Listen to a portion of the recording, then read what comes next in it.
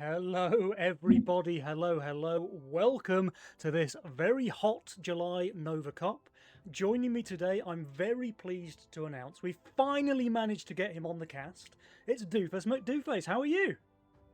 I'm doing great, I mean, I wish I could be playing, but I'm gonna give these guys a chance.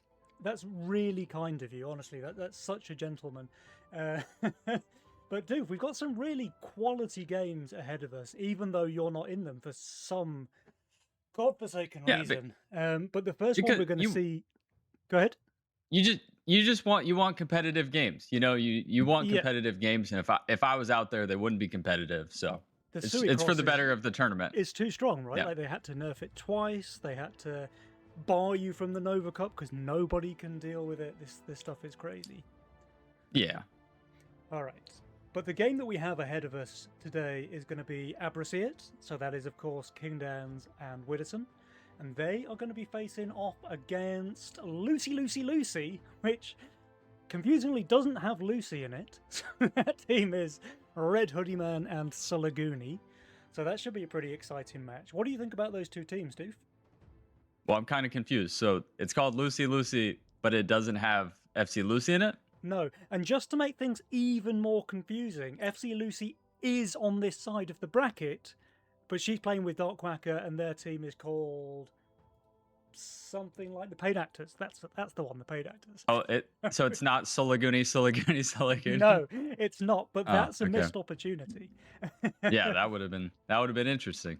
But there's a very real chance that we'll end up with a match between Lucy, and FC Lucy. So I'm excited about that. I don't know. It's not here in the first round, but maybe. So I mean, of course, we're expecting the reigning champs to win this one, but I do remember there's been a lot of upsets recently, and a lot of first round upsets, and then the better team wins in the losers bracket. So who do you think's gonna win? In this matchup, I think it's hard to say. I mean, I always kind of err on the side of saying King Dans and Widdowson can't be beaten, right? But then time after time they end up getting beaten. Like you say, there's so many upsets. These guys, they love to have a rough day one and then work their way through the kind of lower bracket and stuff like that. Exactly. But we'll see. We'll see. And then I think, was it last month or the one before where we had Mad Matty and Wackle claim the championship? So again, Yeah. like these underdogs, man, Mm-hmm. they keep surprising us. So let's see. Red Hoodie, Sulaguni, two really strong players. I don't think we've seen them together in the Nova Cup before, so maybe a little bit untested, perhaps. But yeah, we'll see. I'm here for it. Yeah. I mean, I'm gonna predict the upset. I'm thinking the upset. I think King Witter lose in the best of three. They lose game three, and then they're probably gonna go on and win the losers bracket and probably beat the same team because that's just how this beautiful tournament works. Where you beat them in the first round, and then you lose to them in the third round, and it's like nothing even changed. There is a lot of roundabout matches. Yeah, that's just kind of the way it works in this format. But it does create, I think, really competitive brackets. So we have like basically every single month we end up saying in the first round or the second round, oh, this could easily be the grand final, right? So it kind of Yep. gives Yeah. you an idea of just how competitive Nova Cup has gotten these days. You always have like 8 of the very best teams in the world competing here, and yeah, I'm excited for it. Let's see, do we have a lobby open yet? We do have a lobby We open. do. Let's go. And correctly, King Witter, the higher seed, created the lobby. You love seeing the tournament rules being followed. Credit Doesn't where due, I suppose. Yeah, we'll give them that one. yeah, that doesn't always happen, unfortunately. Yeah. Is that something you've come off the wrong side of before? Yeah. Does that make you sad? But Doofus? Do you want to let it all out? it's good to see Division One, showing that rules matter. You know, Schnurt and the team have gone into the real detail in these rules. We want to see them followed. Division 1 law-based society. You heard it here first. Yeah, Okay. yeah. All right, we should have the players ready, so we should be able to get into game number 1 pretty quickly. Oh, here we go. We're on the loading screen, doofus. So, game Let's do number it. 1, July Nova Cup. It's Abrasiet versus Lucy Lucy Lucy. Let's go. All right. Talk to me about the masterminds, doof, when they get picked up. All right, we've got a Megamind from Solaguni with Castle. Yuck. Disgusting. We've got King on Chaos, Witterson on Greed. Okay, but King Dan's with the Pipsqueak Open. I think that's probably, it has to be the best opener in the game. So, oh, Saboteur from Red Hoodie. What? All right. That's Can really risky, no? The Castle and Saboteur pickup. Can I take back my prediction of the upset? That's a mastermind pairing that's just asking to die by like wave 10 or 11, right? I mean, I guess theoretically, Red Hoodie just does the absolute nasty and sets up Solaguni with the castle for an amazing late game. Maybe. That's about the only like initial strat I would see. Yeah, I mean, I guess. And they're just trying to play hyper aggressive or what? I don't know. King Dan's is on the Chaos meanwhile, so that kind of says to me he's not really planning to play super aggressive in the early game. King likes to pick Chaos when he's going for a bit of a scaling game, when he wants to take it super late, because once you get into that late game territory, Chaos just tends to be unbeatable, right? Yeah, you say that, but I mean, Pipsqueak is one of like the most aggressive. I feel like you could be like 9 workers on 4 and genuinely pro league. Yeah, true. So he might not have wanted to go too aggressive, but he definitely can. He can. And it's really nice that Witterson has the Nightmare opener as well, right? Because the Lumerians, 1 weak wave in the early game, of course, wave 7. Nightmare super, super strong there. Yeah, although I will say, like, me personally, I don't really like Nightmare without a Butcher. So it's going to be interesting to see if Witterson can really prove he's good enough with it, you know? I think he might do okay. You know, he's only like a multi-time champion, you know? He could probably use the Eunice properly. Yeah, he's been around the block, I think it's fair to say. Oh, and there's Vampire's Allegiance spell, so he's probably setting up for that. Yeah, true. He still has his reroll as well. Oh, so he could luck out on the Butcher, you're right. Yeah, wow. And King even adding that mask. Yeah. Wave 4, he should be 9 workers. I want to see it. Some crazy push. Yeah, let's go. The other side are not exactly slacking though. Red Hoodie, currently the only player on 6 workers in the lobby, so he has taken a bit of a lead here. Yeah. Not sure how good that is for him though, because the only thing he can add here on 3 is 2 Peewees. I mean, okay, let's see how it goes. I mean, probably good enough. I'm just surprised that you were right about King. You know King better than I do. He's really defending that wave 4 with the triple howler, stank 5 worker. Yeah, I think maybe he just really likes Howler as an early game unit, so he gets a few of them down. And now that he gets Ascend here, I definitely expect him to push that work above. Yeah, that's fair. Alright, let's see. Now, Red Hoodie, he did get Lizard without the Snail, which is a little bit of a bailout for him. I think he could have been leaking kind of 50-ish with the Snail addition, but only 16% here. Yeah, you're really happy with that. Pro League, your 7 workers, your teammates 7 workers as Castle. Yeah. No issues.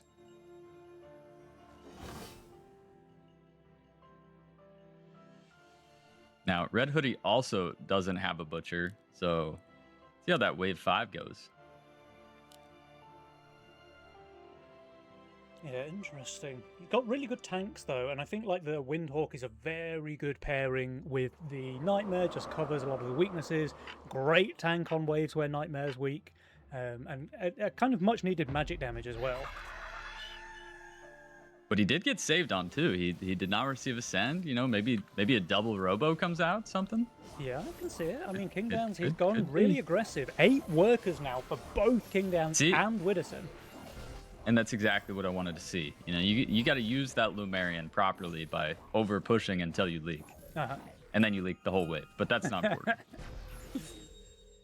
Oh, we nearly had a pro leak out of Sulaguni. That would have been really bad for Red Hoodie. But as it is, King Dan's just going for the Fiend, going for the income send. And yeah, I think Red Hoodie's going to be just fine. Yeah. So, I mean, not too bad. Not too bad with the Nightmare double war board. Okay, there's a Samurai. Okay, a little bit better. Interesting collection of units over here in Widdowson's Lane, I have to say. Yeah. You know, if you add a couple more of those polys, it'll look like a Doofus McDooface board. Holy. Huh. Something we can all aspire to. He has got his main damage dealer killed, though. This probably is a leak against the Lizard Snail. Yeah. Yeah. 37%. Definitely looking more like a Doofus board now. Yeah. He just needs to leak the next 5 waves in a row, and it'll complete the Exodia. While saying pro leak over and over to the chat. Exactly. Perfection. All right. King and Widder just continuing the income send, so not really trying to apply any pressure here in the early game, but rather just get their own economies snowballing. Oh, we didn't see. Red Hoodie actually got the Butcher. Ah, nice. Okay. Unfortunately, he put the Warg in that Butcher position earlier, so now it's a front line in front of the Butcher Nightmare. That's very fine. good. That's fine. He still has Nightmare in his role as well, so he can go for the classic back left second as well. I like to see it. Oh, Solarguni is saving some Mythium here. Didn't realize that. I mean, that's kind of a given, right? To try and send on wave 7 into the Lumerian. But King Dan's, he's ready for it. He drops the canopy here on wave 6, so he wants to be as strong as possible on that wave 7. And of course, Widdowson looking super strong there. Yeah, and King even had, I mean, he's got the Peewees, he's got the Daphnes. Yeah, a little veteran action. Yeah, but here's the thing, Doof. Sulaguni actually continuing to save his Mythium here. He's pushed really hard, all the way up to 12 workers, so he's very, very low value. Only receiving a Lizard, though. He might pro leak even, which would be ideal for him. And then King Dan's is going to be getting, like, well over 200 on wave 8. And Red Hoodie's 7 too, so do we seeing a full 8? Big full 8, couple of pack leaders? If maybe they're some feeling ogre, dirty, they could even GK? go like straight wave 9, right? I don't know. What do you think? I mean, I would say wave 9 is good, but I think you might have a little problem with Solarguni being over pushed. But Warp Wings are good, but it's 200 under. He's pro leaking here. Maybe it's a little bit more than he would have wanted to as well. Yeah. 40, 42%, 42. not terrible. But then again, you might be right about. Nope. Looks like Sensor. Yeah. You might have been right about a 9 though, because your teammate is Nightmare Butcher, so he probably cleans up on an 8. But then you're all in for that wave 9 at that point. I mean, Sulaguni already has Ghost Knight saved up for, right? So. Yeah. So what's the need to save? Yeah. All All right. Here we go. We've got Ghost Knight into King Dan's. We've got Mimic into Widdowson. How well are these players going to be able to cope with these massive wave 8 sends? Not well. Oh no. Front-facing Firelord is very difficult to position, and I would guess that thing dies pretty instantly. Huh? Yeah, let's see. I mean, he's building up for that, I would guess, APS Vampire Circle on wave 11. Yeah, actually, it's pretty decent. He's tanking And like it's an helping to absolute kill that beast. Mimic. His Nightmare's going down quite quickly, though. Mimic doing absolute work. In fact, the Mimic is only better because of that Firelord, right? It's just tanking the magic damage. So 63% there for Widdowson. King Dan's, he's doing really well, though. Yeah, King smacked it nicely. 38% against a 280 Mythium send. That's crazy good performance there from the King. They do have quite a few King ups, so this isn't as bad as it could have been. Yeah, 30% king damage? Actually, they're on 69. Oh, That's perfection. Oh. Well, we know who wins this game now.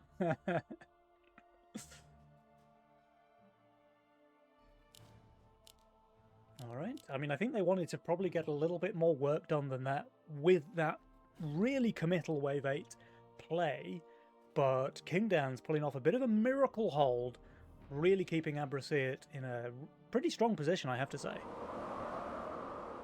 That's true, but you also do have you got the castle coming, you know. So it's close enough game to where the castle could help. That's true, that's true. King does go for a full resend here on Wave 9, actually, but Red Hoodie, he's pretty high value. I think he's going to do okay. And he did add that second nightmare in the god spot, as you said. Yeah. So he's got damage galore. Oh, he's just fine. And damage is damage. This is perfect. A failed send here from King. I mean, sure, it's only 100, so it's not the end of the world, but... Yeah, you go from that super pressure, and then you just gave the pressure right away. Yeah. And look at this. Happy. So Red Hoodie, now that he's had that pressure relieved, he's pushed all the way up to 18 workers. He's got a massive lead over both King and Widdowson in terms of Mythium. Yeah, 14 and 13 workers. This is King Dan's 200 under on the P-score. Oof. Yeah. That's somewhere you don't often see him, right? Yeah. Yeah. I mean, it's starting to look bad. You got the Jules-o-meter on the side of Silaguni Red Hoodie. You've got the worker lead, and you've got that castle coming. That sounds like 3 strikes, you're out. It is pretty dangerous territory here, but we've definitely seen Abracete come back from worse positions in the early game than this. Oh, however, 100%. Before we talk about comebacks, Widdowson's got 220 Mythium wandering into his lane, so he's got a problem to answer before we can start to discuss comebacks, I think. And King kills his Lumerian instantly. I mean, maybe you want it as a Swift tank tanking. Oh! Kind of a full hold, though, from Witterson. I mean, he's going to kill the thing as well, right? It's just a full hold. Yeah. What a beast. It's a full hold? His teammate, meanwhile, leaking to snails. Okay. yeah. Looks like we're going to need the Witterson carry this one. Uh-huh. I mean, he's certainly in a good spot for it. Widdowson, very high income here.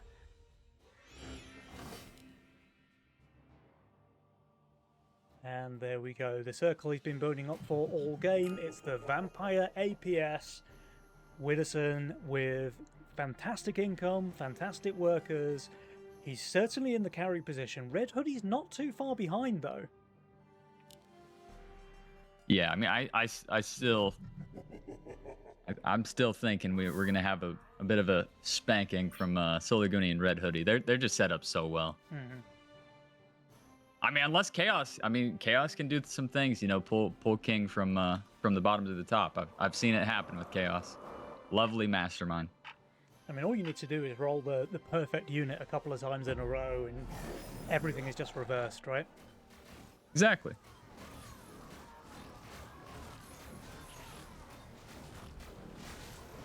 You know, that Phoenix sure looks nice on ranged waves. Mm. Oh, holy, yeah. Or Fire Lord, but I mean... Yeah. He will be a Phoenix at some point, you know. He's going to grow up. Give him time. yeah.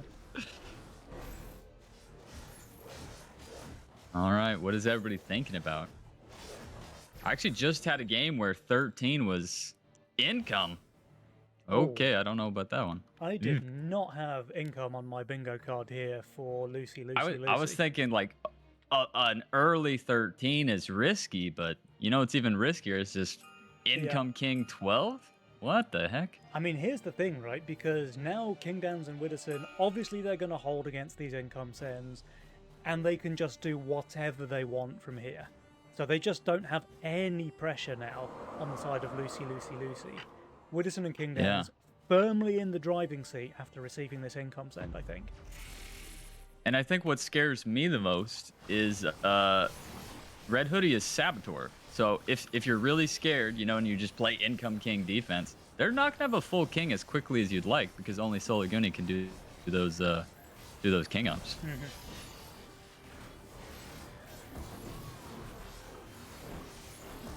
Because I sure love turtling. This would be a great spot where I would be in the spot of Red Hoodie and Sullivan, just straight turtling, just playing defense. Another income king here. Oh.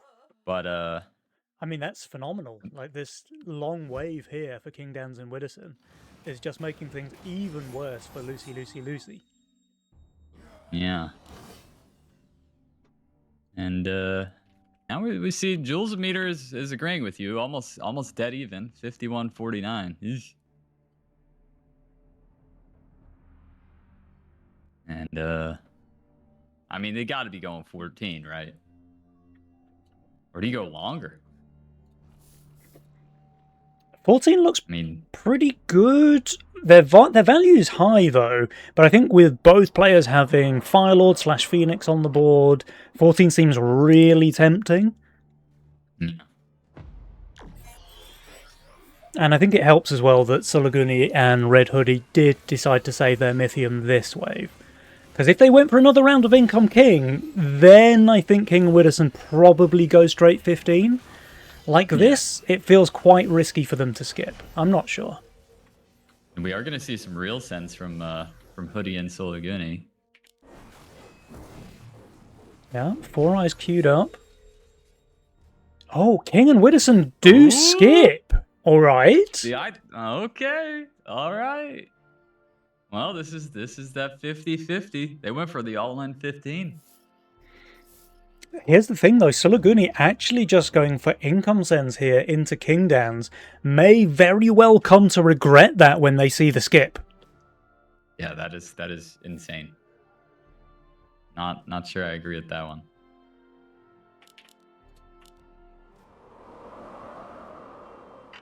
But I guess it's exactly what I told you. Like, he's so focused on getting those king ups, since they can't knock them all out in one wave. Yeah. Mm-hmm. Well, let's see. I mean, Widdowson's looking pretty strong here with those canopies, with the doppelganger, of course, and everything having that vampire buff. Like, that's so good for canopies, just generating a bunch of free HP.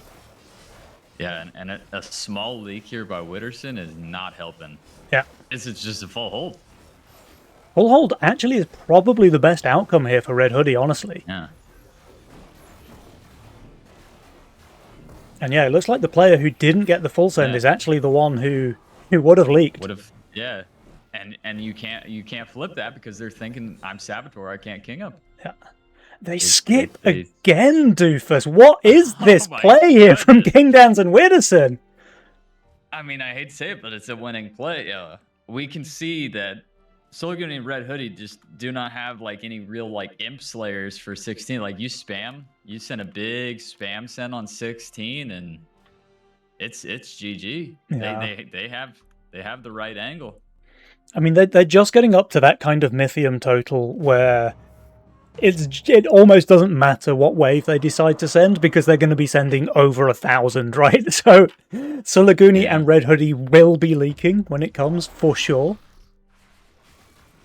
The only question we have now is, are they going to live with a full king? Are we about to see a one-shot? That's about the only question I have right now. I mean, if they really wanted to, this would be quite disgusting. But if they really wanted to, they could even go for a 17 play. With Widdowson leaking here, maybe not. This is some pretty unfortunate focus on the boss. Yeah, it looks like 17's not likely. No, Widdowson loses too much gold here. Yeah. They finally killed that boss. Alright, the send is coming, Doof. It's wave 16, so the question is... I don't think it's a question of will they hold, it's a question of will they survive here, because these sends are massive. And your favourite, by the way, both of them on fire on the wave they finally get a send. Yep, on fire right as you're about to die. There's nothing better. Oh, let's go. I mean, these sends are absolutely huge. So we've got 4 Giga Mimics walking into the lanes. We've got pack leaders. We've got imps. We've got everything here. Coming from the side of Widdowson and King Dans, Red Hoodie and Sulaguni. I mean, they don't even look terrible here. You know, the triple doppelganger's pretty good. The deep coilers are fantastic, but the sends are so huge. 1260 there for Sulaguni.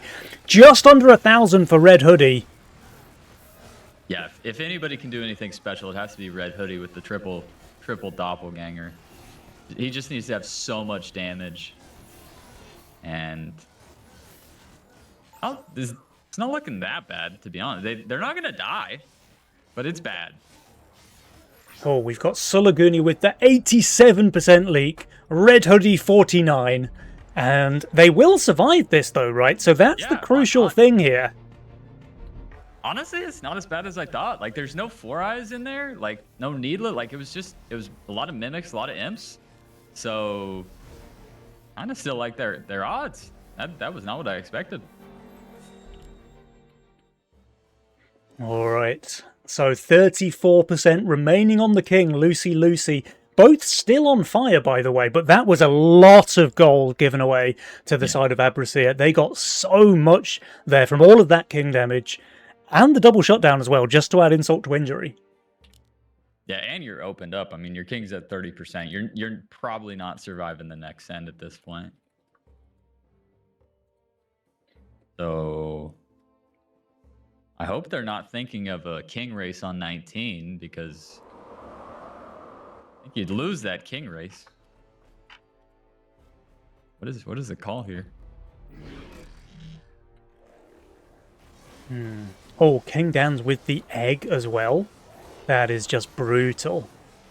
Well, a dead egg, that is. Maybe... I wonder if that was intentional. It must be, right? Like, he placed it in between a mask and a rogue wave. Like, he wanted that thing to die. Yeah, probably. Although, I really don't see an 18 into them, so I kind of would have liked to keep that egg alive, but yeah, there was no chance that egg was the egg was never surviving. He needed that tank value. No, he's gonna leak. No, he's gonna hold. Man, that is a long wave. Eesh. Yeah, I just don't like this play, because this just feels to me like Sulaguni and Red Hoodie just always lose 19. Like they're all you're down 60% king. You have to do something. You have to go for an undercut. Yeah. And I mean, it probably would have worked. Like 1,000 under for king and Witter, you know? I think they have actually read the worker situation correctly. So Sulaguni, it looks like he's pushing pretty hard to try and break King Dan's. On the other side, Widdowson is the player who's pushed for the side of Abraxia. So if anything, the kind of Sui lineup is working in favour of Lucy. And here we have Red Hoodie dropping a bunch of red eyes just to make himself as strong as possible on what is coming down to this Wave 19 race. I mean, I guess that's one way to win the king race, right? Is to make it not a king race. Just have Red Hoodie full hold while everybody else leaks, and then you being down 60% king HP won't matter. Yeah. So not a bad call by Red Hoodie. Yeah, for sure. I think they've actually played this game super clean on the side of Lucy. Like, absolutely. We did all of the usual talk before the game about Abraxia being favoured and Lucy being the underdogs, but honestly, they've been in the lead in this game for most of the time, right? Like, I think King Dan's and Widdowson are currently in the lead coming into this race, but they've been on the back foot for pretty much the entire game until now. Yeah. And I would like to state that I actually did expect the upset to happen, right? Just to clarify. That's some phenomenal foresight coming in from the GOAT. Yeah. And Red Hoodie, he's the one that's got to help me out here, and he needs to hold the longest. Yeah. So this is essentially coming down to a race between Red Hoodie and King Dan's, I guess. Wow, and the Phoenix even I mean, it did amazing. Wait. That was a It's gonna survive? Phoenix. It's actually gonna survive? That is perfection there from Red Hoodie. Boars. Wow. Holy. Isn't he just holding? He is just holding. That's incredible. So how's King Dan's doing then? Because that's the other side of this race. He's doing very well, but I don't think that's a hold from King. But they're not going to die. So they're not going to die. So Red Hoodie needs to cover, and he's going to cover it up. This game is continuing? He still has 3 doppelgangers alive, and that Phoenix. What the heck? Wait, does King survive this? 6 creeps? Yes. Oh, it's so close, Doofus. They do live, though. What a game 1. All right, all right. Oof. All right. That was wild. Jules meter flips back to Lucy Lucy. Oh man, but it all comes down to who sends first, who pulls the trigger first. Yeah. Is it a 21? Oh, King is just so under. I think it's just a 21. I mean, holy moly. King Dan's value is, and he's not suing either. It doesn't seem like he's suing. Surprised. Oh, they go for a resend on both sides, actually. Oh yeah. Huh. All right. And it's not a bad idea. I mean, we can see that King's value is just so low. Yeah. I mean, Red Hoodie has the highest value in this game right now, but he doesn't have any good units for Wave 20. Oh no. I did not see that coming. Wow. What a steal. Oh, They just stole the game away. oh no! Yikes! Wow. Winning the race here on this clutch Wave 20 resend. Abrasiat take the game, doofus. That was out of nowhere. That caught me off guard. What the heck? Wow. I mean, they are the comeback kings, King Downs and Widdowson. Yeah. Like, their early game seems to be a bit rough. And Sulaguni and Red Hoodie, they played it really, really well. But Abrasiat, they just find the lines. Like, they can always make those calls in the mid and late game that brings them back when a lot of other teams wouldn't be able to do it. Yeah, I mean, the fact that, I mean, for me, the winning play is them not dying on 19. Yeah. I really thought when you're 1,700 under, 1,400 under, like, I don't know how they don't die on 19. I mean, is it Ascend? Is their board just so good? That really surprised me. I thought 19 was definitely gonna end that one. And it was still pretty close, right, on 19. I mean, what did they go down to there in the end? They only went down to 37. Yeah, you know? So, but from 100%, right? So it's still a lot of damage. Yeah. But actually, it ended up being Widdowson with the performing way better than I expected, right? He did have the double golem, which I have to assume he hardened. And he only ended up leaking 4 little frogs. So you have to think, like, literally 2 or 3 more of those, and it's all over. Like, Wave 19 creeps, those things really hurt. I don't know. I have to play devil's advocate. How do you feel about that send into Widdowson now that we have a chance to look at it? I mean, I personally... Ghost Knight, yeah. Like, it looks like... I personally would like some damage. A Needler, a Shaman, you know, at least a little bit of damage could have helped. Yeah. It 4 eyes anything. I think the Ghost Knight probably isn't ideal. I don't hate sending 1, actually. Like, 1 Ghost Knight, 1 Snail, force the 1 into the split, and that just means the golems are stuck doing nothing for about half an hour. But the rest of your Mythium, it has to be spent on damage, because if those Doppels get time to ramp, and it looks like that's what happened here, they can clear up a lot of the creeps on Wave 19. So yeah. Maybe a send diff there. Honestly, if you flip the sends, you know, if you flipped the GKs into King Dance, you might have also had it a little bit better. So just one of those unfortunate. They were sending at the wrong player, maybe, you know. I've made that mistake before. Yeah, it's so hard though to like make these perfect decisions in the heat of the moment when you've only got, you know, 20, 30 seconds to plan what you want to do. And at the same time, you're thinking about what you need to build yourself and what you need to, you know, juggling a lot of things. Yeah.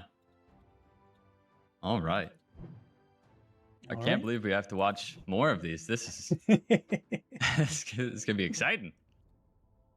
Crazy. So that was Greed and Chaos, right? For King Downs and Widdowson, yeah. Okay.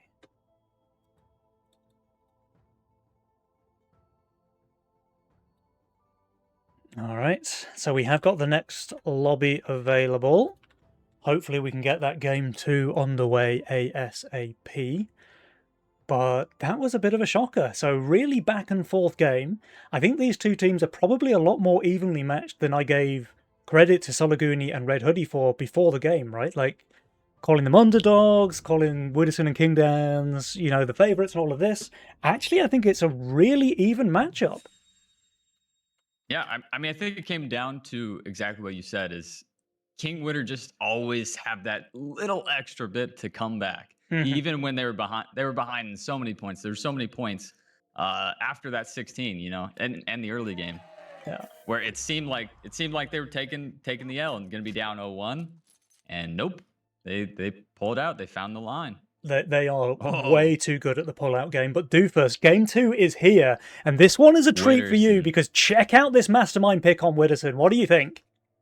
Witterson with Fiesta. I am taking that pipsqueak and I'm pushing way harder than King pushed last game. I am literally full pushing with the pipsqueak. I think it is the best Fiesta opener in the game because Oh, you're always going to interesting. kill so much. So You're going to kill you so would go much for with it. the Pipsqueak Fiesta over, say, Windhawk Pipsqueak. or Nekomata, right?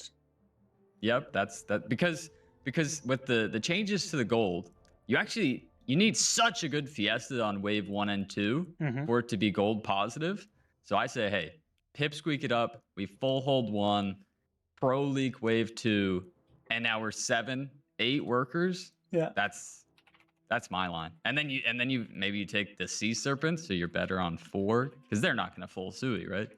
So I mean, I like, or just don't take the pipsqueak at all. Yeah, all of that theory. Yeah. He's not a Yeah, believer. He's going just for a go for the Windhawk. Yeah.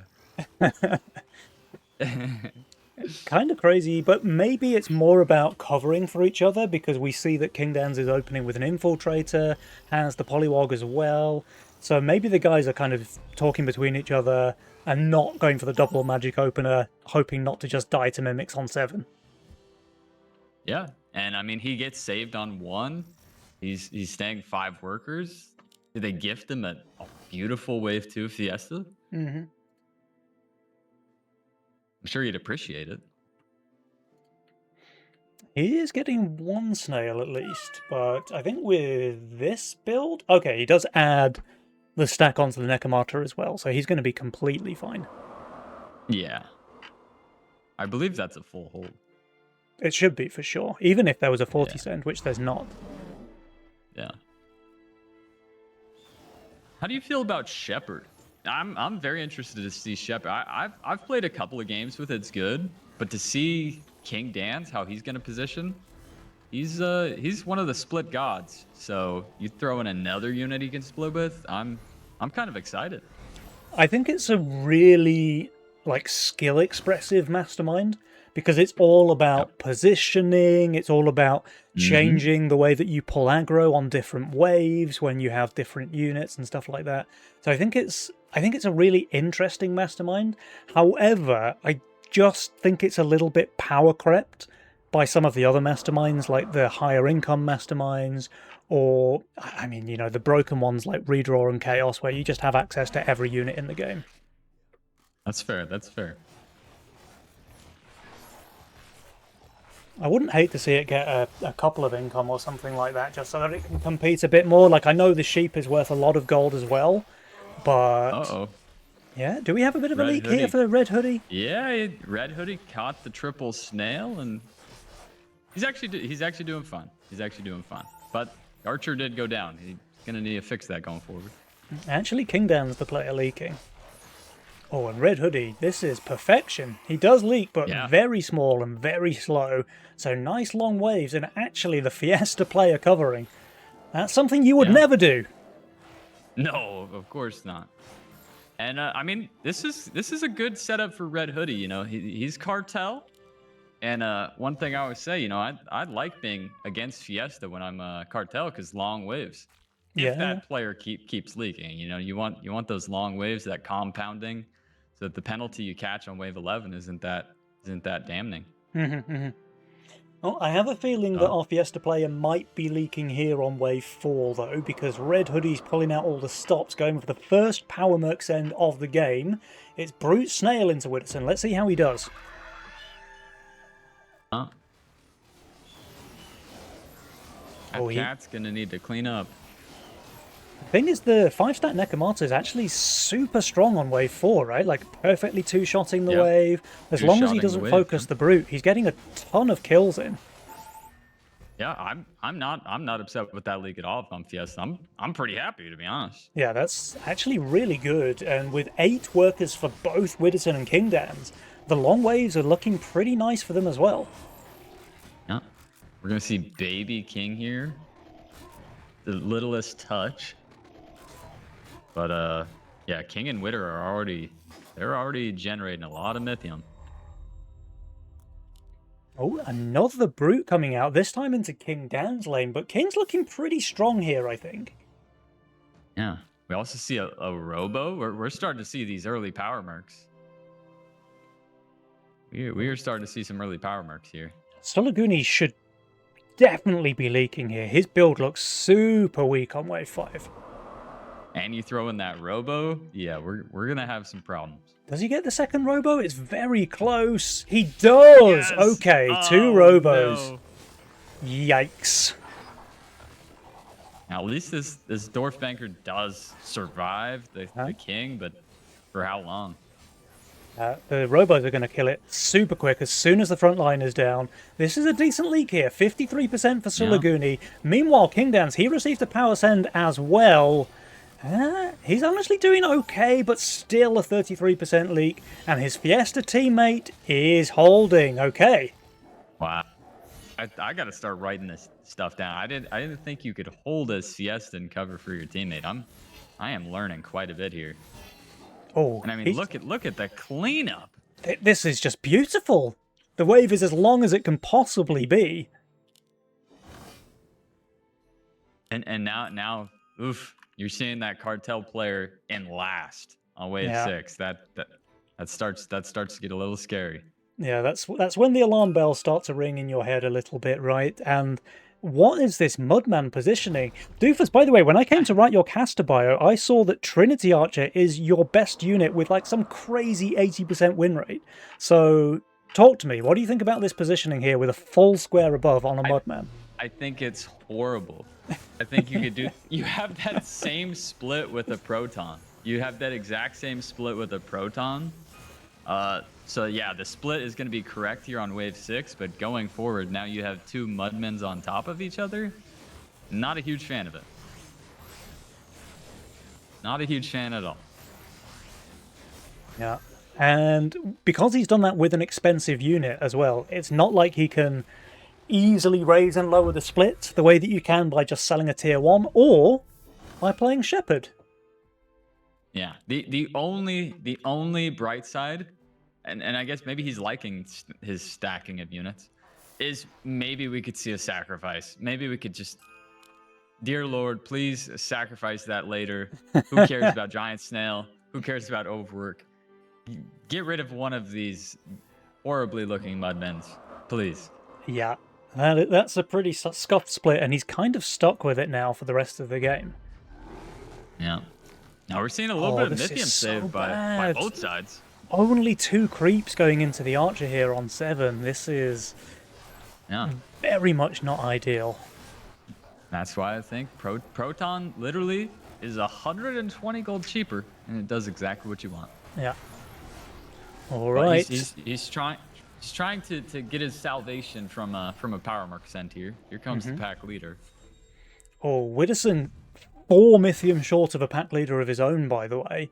But still, this mole not looking too bad into Sulaguni. Yeah. Definitely need to see a leak here from Widdowson, or this game's getting out of hand. With the boosted bankers and the priestess here, I think Sulaguni might actually end up doing okay. A lot of it's going to come down to whether this priestess survives. Yeah, here we go. Oh, the mole going right away from the priestess is great. The priestess is tanking very nicely, just a couple of creeps there on the end. Also the magic damage, super strong at killing that mole. So Sulaguni looking pretty good. The priestess does go down now, but the boosted banker's still pretty decent damage, honestly. Yeah, not horrible. Only a small leak, but I mean, Widdowson's Fiesta, so like he's once again not the Still looking pretty rough. Yeah, yeah. Sulaguni currently on top of the power score. Let's see if things change after this wave kicks in. Yeah, there we go. King Dan's now shooting his way to the top of the power score. And here you go, Doofus. Red Hoodie on the cartel, falling further behind, it seems, compared to everybody else in the game. In fact, if I look at income levels, Red Hoodie currently has one of the lowest income numbers in the entire game. And that's before the cartel penalty kicks in a couple of waves' time. Yeah. Now I will say the good thing is there is overwork, there is giant snail, so there are some aggressive plays that they can make to get him back in a better position, but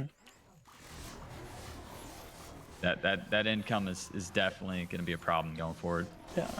We have a double brute into 50 over King Dan's.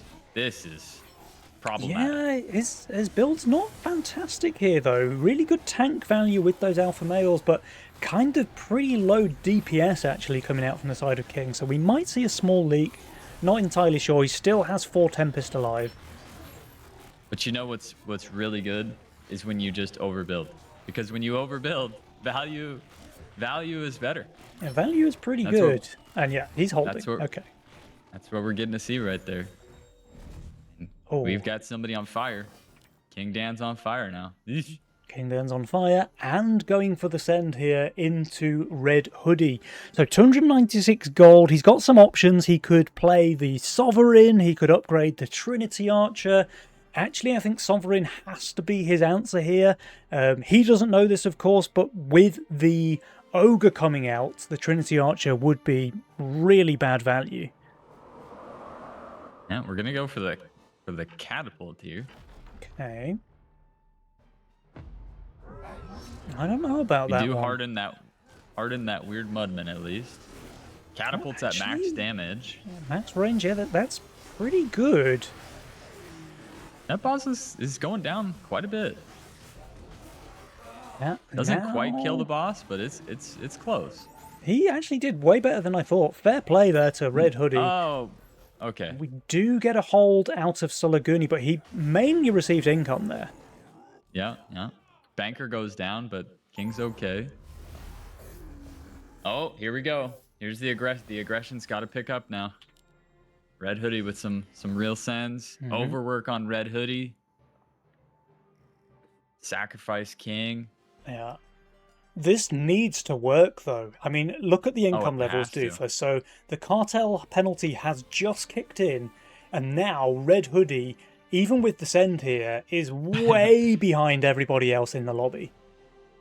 50 income away from third. Yeah. Yeah, he's down there. But the good news is that Sulaguni's in the lead.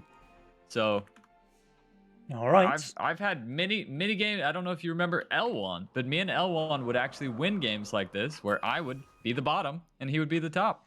So it's not impossible. It's really good to hear who is the top and bottom between you and L1. Let's see. There's a 340 Mythium resend here for Widdowson with the overwork coming out of Red Hoodie. He needs to get some work done here, though. Yeah. It's decent, but I would have liked a whole lot more. Yeah, he's even killing one last one there. 53% for Widdowson. It's not great. It's not terrible. Red Hoodie desperately needs some gold here, so it's something at least. Yeah. And the good news is King and Witter hadn't saved up to this point, so at least there was no pressure on them. So I mean, there's a 1 in a million where Red Hoodie holds the next send and he's still somewhat viable, not really, but somewhat. But I mean, he's got 4 Mudmans now, so he has to perfectly predict this end. Yeah. And the other thing is that King Dan's and Widdowson are just not under that much pressure themselves, I don't think. Widdowson's even shifting 200 gold here, so I think they would be absolutely fine to take a send on wave 13 if that was what they wanted to do, and then maybe go straight, I don't know, they could even look at 15 again into Sulaguni and Red Hoodie. Potentially. I kind of like Red Hoodie and Sulaguni to send 14, though. And I mean, If there's one wave that Red Hoodie's good, he's 14. He's got nothing but impact in Arcane. Oh, 13 Send send in coming here. out from King and Widdowson. I didn't expect that, actually. Oh, only did from not King see- Dans. Okay. Okay. I did not see that coming. I mean, actually, that kind of makes a lot of sense because Red Hoodie, he's really low value, right? The Ghost Knight Yeah, true. deletes his catapult, so that's his Yeah, main damage dealer here for the wave. The Ghost Knight just destroys that thing.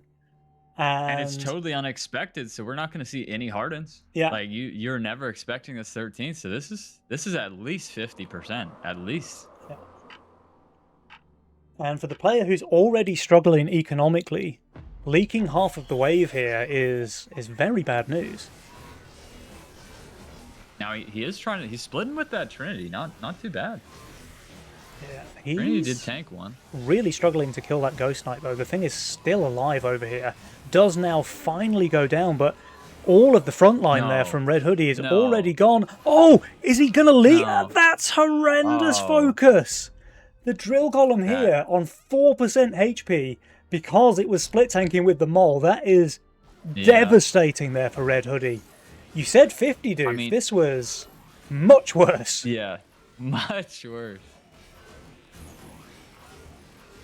Yeah, we're gonna need a miracle on this one now. And now we're we gonna see see a lot full of sends sends coming here. out from 3 of the 4 players. Looks like King Dans just wants to take some income, maybe a couple of King upgrades as well. Actually changes his mind last minute. We have the power send into Red Hoodie as well, who I have to think, he just doesn't have the value here, even though his units are pretty good on 14. I mean, I kind of want to see him full Harden just because. I mean, you're going for the send, right? If King and Witter here skip, they're gonna leak. So at least it sort of pays for your Hardens. I want to see. Come on, full Harden. Let's give us a little bit of show here. Yeah. They have to expect it here, right? Yeah. Although nobody's value is that bad this wave now. King Nobody's Dans and Widdowson actually are both that on under. really high value, actually. Yeah. 190 under is the most we're seeing. Do we And see it's- full holds all around? I would expect King Dans to hold probably Widdowson as well. Yeah. Oh, that bear was really bad That was value. amazing. All right, Widdowson actually is leaking, and it's not a small percentage, honestly, 61%, and sizable. the shutdown, and King And Dans another as well. shutdown. Okay, The- all right, and the big one player to hold, Red Hoodie. The, I think I the counted him bailout? out too soon, Doofus. dude, the splint sense, you know, even though you leaked him 93%, did it help get king damage? Not really. Yeah. And now you're kind of he could sue me. You know, I don't know what wave, but But he could. he could. He has the option. It's kind of tough to call now, actually. Widdowson and King Dans both look really strong on 17, so maybe it has to be a wave 18 send. Yeah, Um, and that's gonna be so tough to get there. Yeah. But Hmm. I will say, you know, Soligany has that brew pot. I really like that brew pot. So if there's any way to save forever and survive big sends, brew pot, Yeah. it can pull off some things we won't expect. Sulaguni's pushed really hard here, though. Yeah.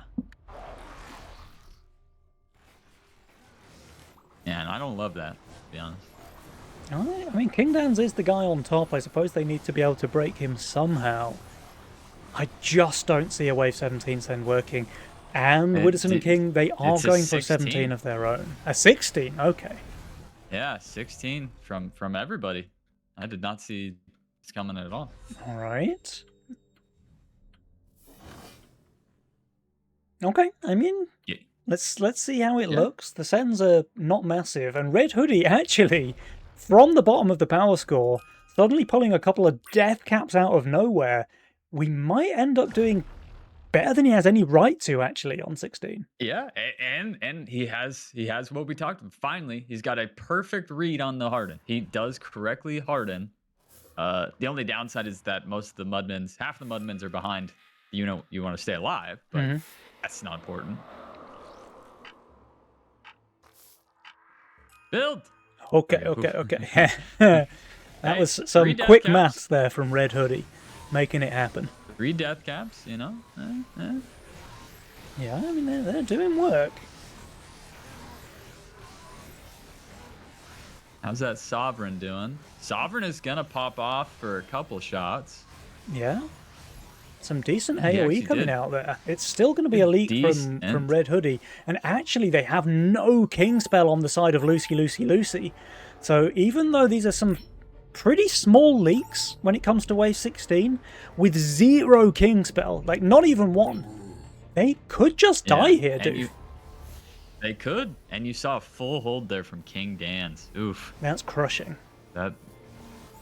This is a double dagger. You take all this damage and survive. Oh, they But do how do you live. win now? It's on 8%. That's a power play coming in for Abrasiat. But here's the Yeah. thing, Doofus. They survive at what cost? Because so much gold was given away to the side of Abrasiat just now. Let's have a quick look at how this looks over here. So we've got Yeah. so We've got much the lost game to over. leaks. So much gold is lost to leaks. And King Dans and Widdowson, they've gained 800 each from the leaks on the side of Lucy, Lucy, Lucy. Yeah, and I think what hurts the most is your read of 18 was theoretically there for Sologuni and Red Hoodie. If Sologuni had under pushed as opposed to over pushed, maybe they would have had a shot, you know? Yeah, yeah. Instead, they match the 16 and leak more. I mean, Yeah. And crucially as well, King Dans was holding, right? So, yeah, I mean, there was no 16, there was no 17. So, I mean, you got to keep saving, not over push into the wave where they're super strong. surely they send here on 18. They do. Yeah. Okay. King Dans and Widdowson do decide to skip. So this could be an angle now for Lucy, Lucy, Lucy. If this send catches them unprepared... I mean, it looks... without the Sui, it's just not going to be enough. Well, King Dans at least is fully building for 19, right? So he's prepping a bunch That's of true, golems that's true. here. That's true. Ah, could last have an second he on-value. changes his mind, turns it into orchids, boosts them. Okay, he's going to do fine. Yeah. I mean, we could at least see some shutdown just to give us a little bit of hope. Yeah. There's no hope, but even a 1% hope just for fun. I mean, I feel like King Dans is just holding now. Maybe if he had stuck with those golems, but at the last second there, he changed his mind. I mean that was a beautiful use of the just taking down that left side with the Leviathans. Just, yeah. Oh my goodness. Oh, it's not even close. King Dans is holding with It's- half of his army still alive. His teammate, Widdowson, we might see a small leak here, but honestly, And I mean, this is perfect. I mean, this is even worse. all that Now does you're is gonna have create a another super long wave. 200, Yeah. another 200, 300 myth. It's and remember, he's Fiesta, so who cares? Yeah. Right? He's Fiesta. That was on purpose. So they get a bit of shutdown gold, but I don't think it's going to save them here, Doofus, because the sends coming out now from Abrasiat are absolutely huge. Plus Red Hoodie boosted or hardened his Mudmen last wave. This is looking like absolute curtains here. Abrasiat are in such a strong position. I can't see... Okay. Red Hoodie even now going just for the wait. 6-7 here. The 6 seconds should clear the. That should be an instant clear. So we're gonna see Red Hoodie clear because of the formation. Now it's up to Sologuni. Will Sologuni kill them? Because this is a hold. I mean that's a real power play. Honestly, that's an alpha move. I think you have to say. Yeah. I'm surprised the wave wasn't. I thought 6-7 was like the cheat code to instantly clear the wave, but it does seem like the wave is still live here. Maybe it only works in Drakir's lane, you know, dev hacks. I mean, this is a small leak of 100%. Yeah. Oh, 100 on the nose. Perfection. 75% there for Sologuni, King and Widdowson both holding, and there you have it. Doofus, Abrasiat, 2 games to 0. These guys, I mean, wow. I have to say I doubted them, and they made me look like a doofus. You know, Yeah. they have the right calls. And you don't even need They any have help. the experience. Yeah. But that was crazy. I mean, game one I think was super close between both teams. I think Sulaguni and Red Hoodie played game one really, really well, and it looked like a very even matchup. I mean, sure, Abrasier won it in the end, but honestly could have gone either way. Game two, on the other hand, I think King Dans and Widdowson absolutely manhandled them. I think this was a really one-sided game. I think they kind of had them where they wanted them from start to finish, more or less. I mean, sure, there was one or two like power plays coming out from Sulaguni and Red Hoodie, but really King and Widdowson just were in the driving seat throughout, I think, here in game two. And that ultimately gives them a 2-0 victory, so they are guaranteed through to the upper bracket match. I don't know if the second game of the bracket has concluded yet. Let's see if we can check any results over there. Let's take a look. So that's Lucy and Quacker up against Wackle and Witcher. Actually, it looks like that game is one game apiece, so we might be able to hop into a lobby here.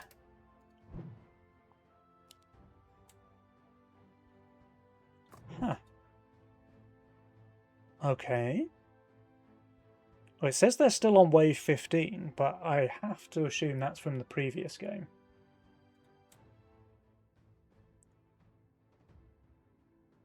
I can try real quick and spectate FC Lucy, but I have a feeling they just haven't left the previous game yet. Let's see.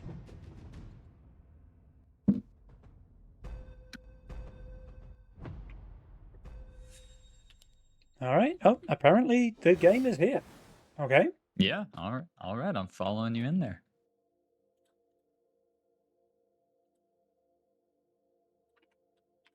Another wave 16.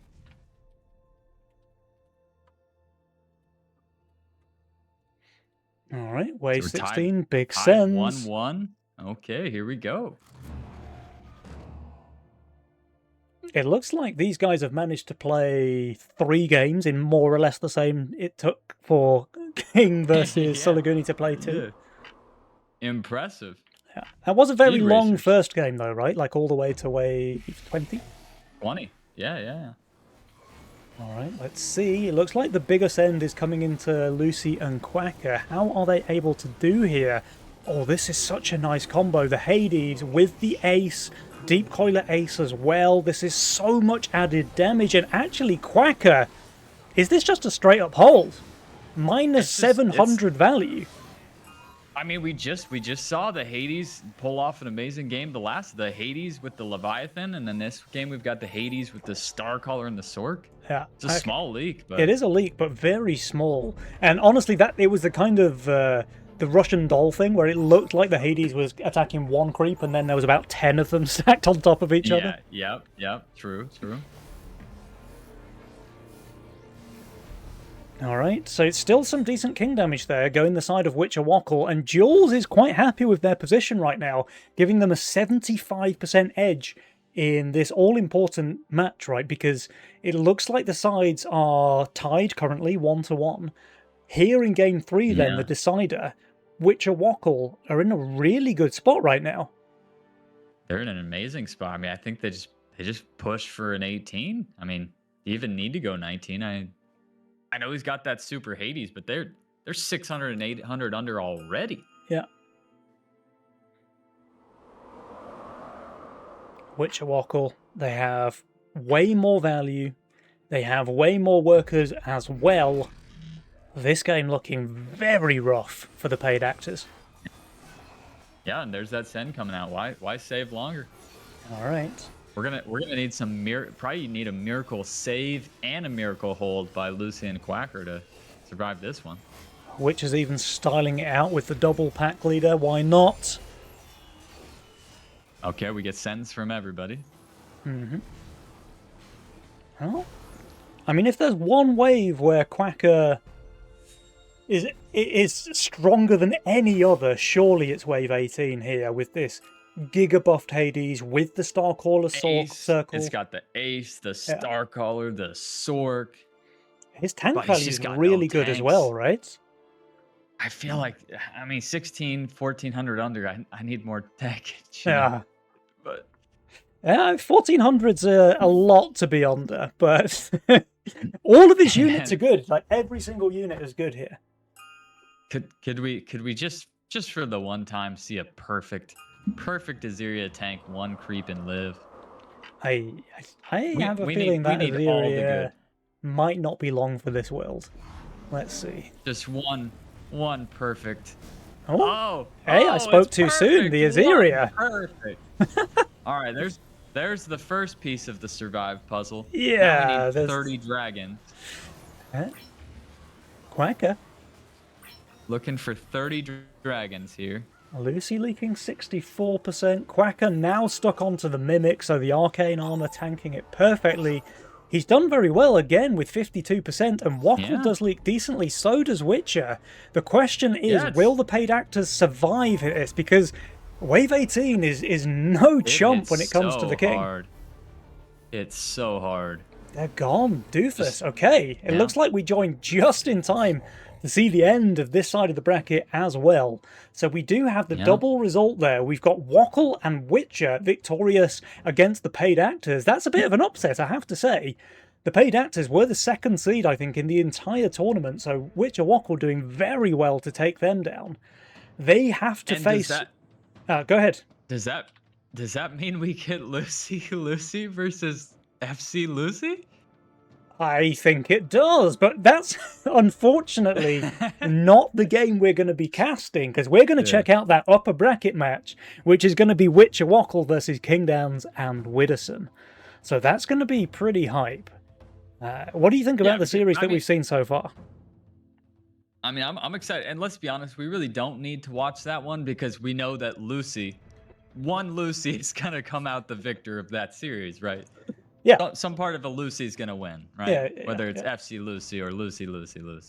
If we're very lucky, we'll get a repeat of this kind of scenario where the match that we watch goes 2-0, and then we get to see game 3 from the other bracket as well. That's the ideal, you know, if we're talking script writing, that's what we want to see. But I mean, I really think we just got to go with the King Witter, you know, that they put on a show. Mm-hmm. I mean, I thought they were gonna make it. I thought they were gonna lose a series, because they are the reigning champs from last month. But I don't know. I don't know that they lose the series with. They lost game 1 by not losing game 1, and so they're done losing for the day, I think. Yeah, King Downs and Widderson, when they're on form, they are a very scary team. So I'm really excited to see what they've got in store for us after the break. For now, Doofus, I think we should have a quick 10 minutes, let the players relax. Let me go and get a bit of water to wet the whistle, and we will be right back. So folks at home, don't go anywhere, because we've got that upper bracket match coming right up in about 10 minutes time. Until then, goodbye. Sweet. All right.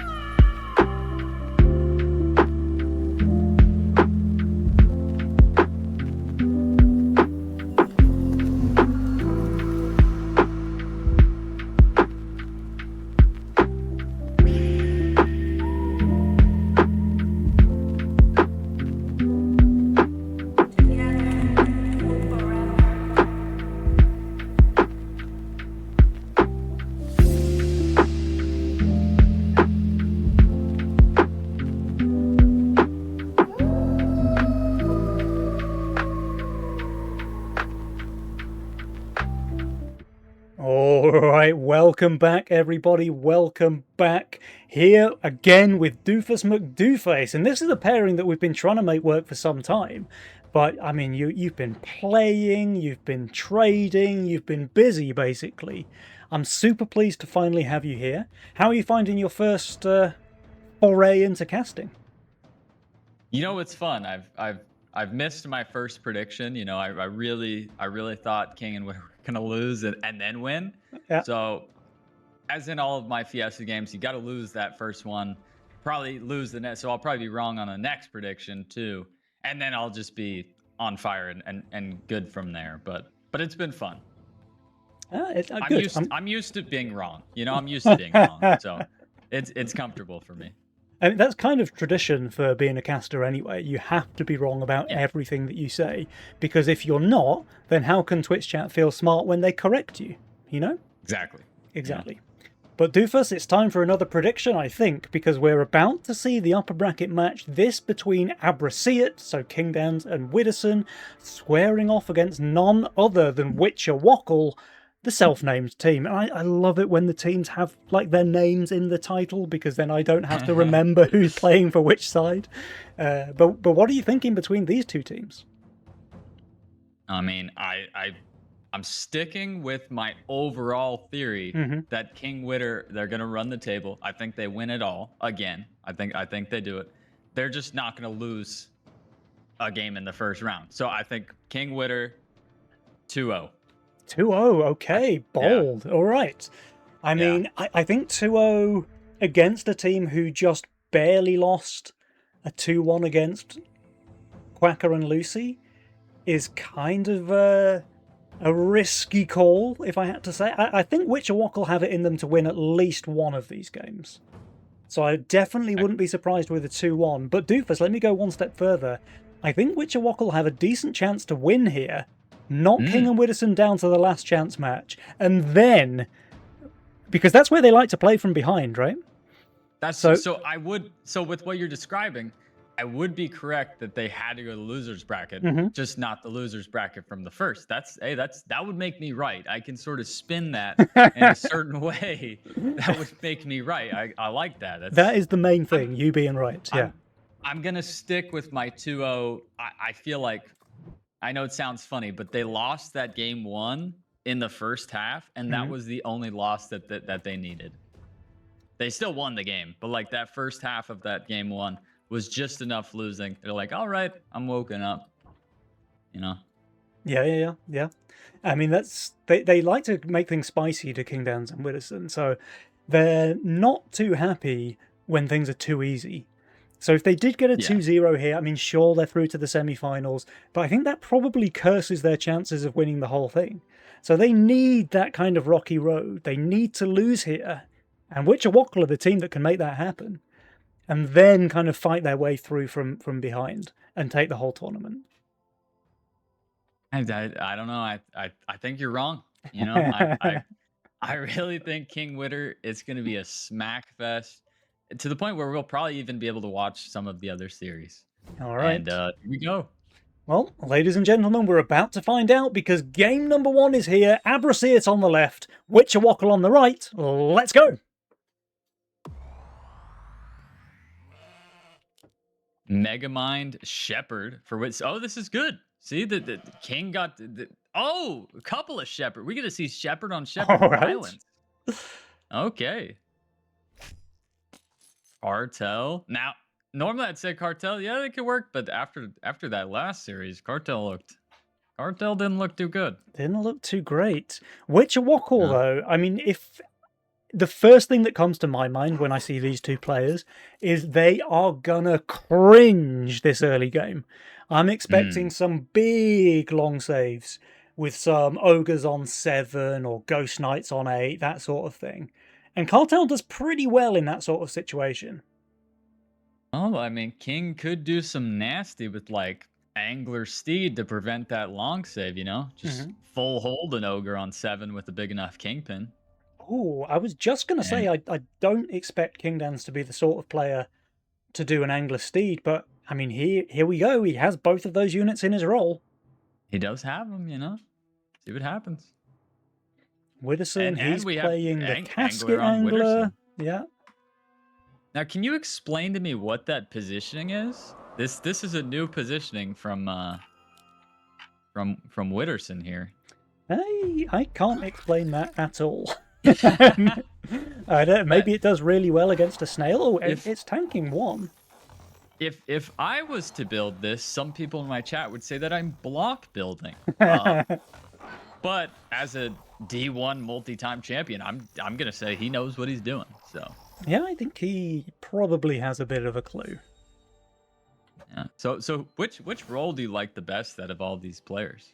Let's have a quick look. I'm not a fan of Kingden's role, honestly. I know some people do like the Angler Steed, especially with the Disciple as well. It's just not for me. I think value generation is a dirty word.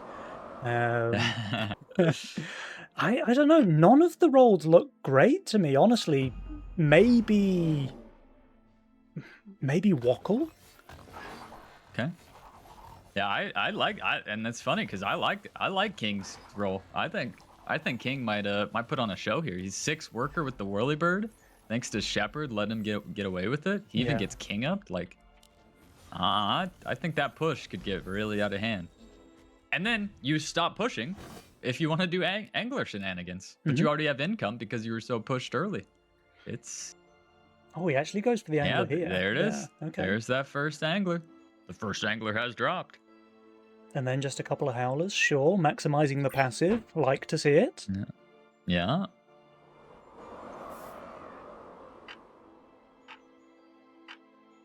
I mean, you've got 2 anglers, actually 3 anglers, right, on the side of King Witterson, so... Oh, lordy, they stonking. Okay, I think we can see why he's positioned the way he has. I mean, it looks ridiculous on the board, but the aggro is perfection. Or is it? No, both of his anglers go down. The aggro's terrible. Witterson, what an idiot. Horrible. That sucked. And look, and King killed his angler too. The Whirlybird dies last. Ugh. Missed out on so many stacks, Doofus. Oh my goodness. All right. Well, we're going off the game too, I guess. The other part of having those anglers on the board is that Witterson and Kingdens are both behind in terms of workers and income as well. So Witcher Wackle, maybe they can just pull too far ahead where the value generation just doesn't matter. A little steamroll action? Yeah, maybe. I would want to see some pro leaks though if that's gonna happen. You know, if you really want to compound, you want to push so hard that you're not afraid to pro leak. Wackle's pretty weak on this wave. His Serpent, the only thing left alive, should be enough to clean up, though we might get a pro leak. There's 3 left. No, the Serpent's too good. It's too good. Clean holds. Oh. Here's the first power send of the game. Here we go. And it's gonna work, right? Yeah, I mean, Witterson, all of his units are garbage here on 5, but he is really high value. So, I don't know. He's high value and high chance of leaking. Does Wackle have the snail as well? We see Cartel and Laugh. It might only be a small amount since the game's so early, but it's just it's always interesting to see the power score have a Cartel and Laugh. For now, it could just be a rounding error. The way that the Bounty Hunter's tanking this brute is maybe not great for Witterson, actually, because that's his main single target damage. Jeez. 75% leak, while being on value as well. That's crazy. There's only one way you could flip that to be good, and at least now King gets a couple more stacks for his anglers. Yeah, maybe. Not great. Not great. But what's to stop Wackle from sending again? Because Witterson's build looks even worse on 6. Yeah, I mean, become a Brutaholic, you know? He didn't receive the brute in time. Honestly, I would have liked to see him just maybe go with a snail pre-income and then send that brute after. Or push, you know? If he had pushed, you know, also, I mean, I guess you're getting saved on, but I mean, it's one of those 50-50s. Yeah. It's cartel and Everybody's he's playing. +5 value. You know. Everyone's playing really high value actually, apart from Witcher. So the one player playing a little bit more aggressively, and he does have a decent worker lead actually. Yeah. He's got that nice archer split. Not it tanking Yeah. 10% of the wave. It's tanking half the wave. You know. Shots Hopefully fired. we don't see. Okay. Yeah. Hopefully we don't see any mudmen on the right side of the board. Kingdowns did get bruited here. He's doing really well though. Yeah, that whirly bird. If kept alive, the whirly bird is just so good. It's so much damage, right? Like it's perfectly tight to just snack these wave 6 creeps, and in fact, he's leaking one creep. It is good as a pro league, but it's much better for Witcher and Waka when you think about the worker lead. Yeah, I mean, yeah. They're starting to pull ahead. So, Yeah. But then again, Waka somehow back in last as Cartel. Yeah. I love the power score. I mean, there's some like nonsense that goes on with the power score because Cartel actually gets a negative power score because it's Cartel, and then at the same time you've got these little idiots over here. They do something to the power score as well for Kingdans and Widdowson, so can be a little bit misleading before the the Kingpin comes out. Witcher's receiving a robo. Only 40 under, and he's got an archer. I think he's going to be fine, right? Just need a couple of spawns. His gate guards. Do we get those spawns? He does. Yeah. Both of them. He's going to be just fine. Maybe a pro league. It's only one robo and two snails. Not even a... Not the biggest commitment, really, from Widdowson. A little pro fiesta. Oh. A little pro fiesta. Oh. And once again, this is what I said. I mean...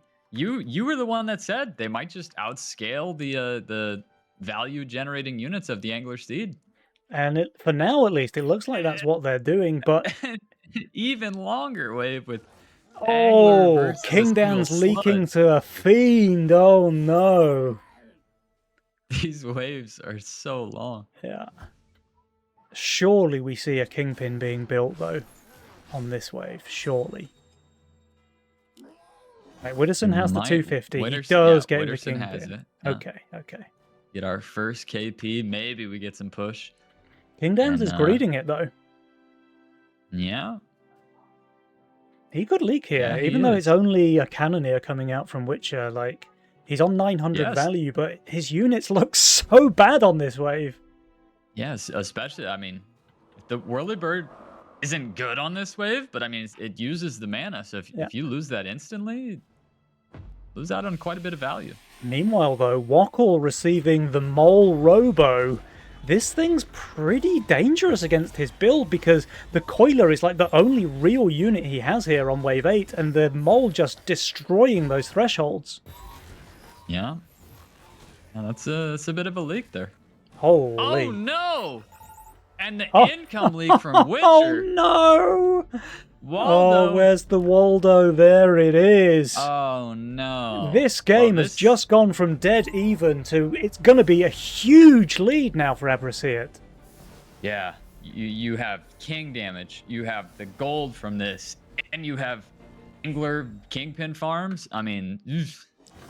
My God. This... Double on fire. Yeah. This game has gone from even Stevens to almost unwinnable for Witcher Wokkel just off the back of one wave, doofus. Yeah, and King hasn't... This power spike is only from the Kingpin of Widdowson. King has 3 potential Kingpins just cooking. Yeah. He's being so greedy the way he's playing those bounty hunters. And I mean, it's awesome. Holy.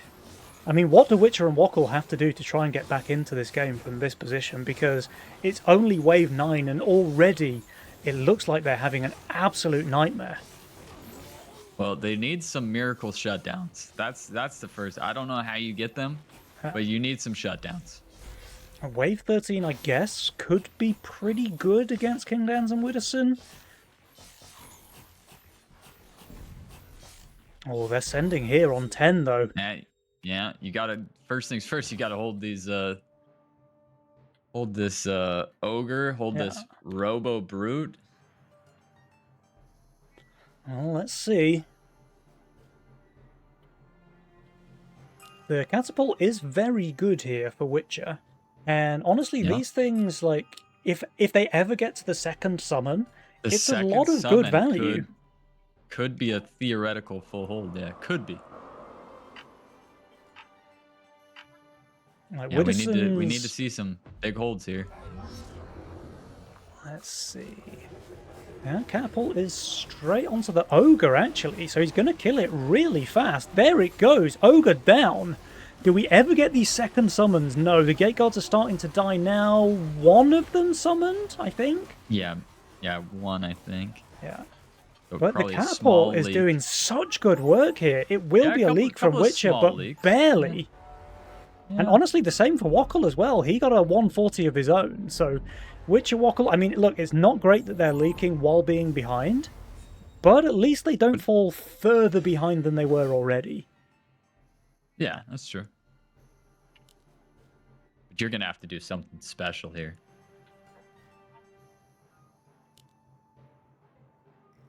I don't know what that is. I don't know how you do it, but you're going to have to do it. Yeah.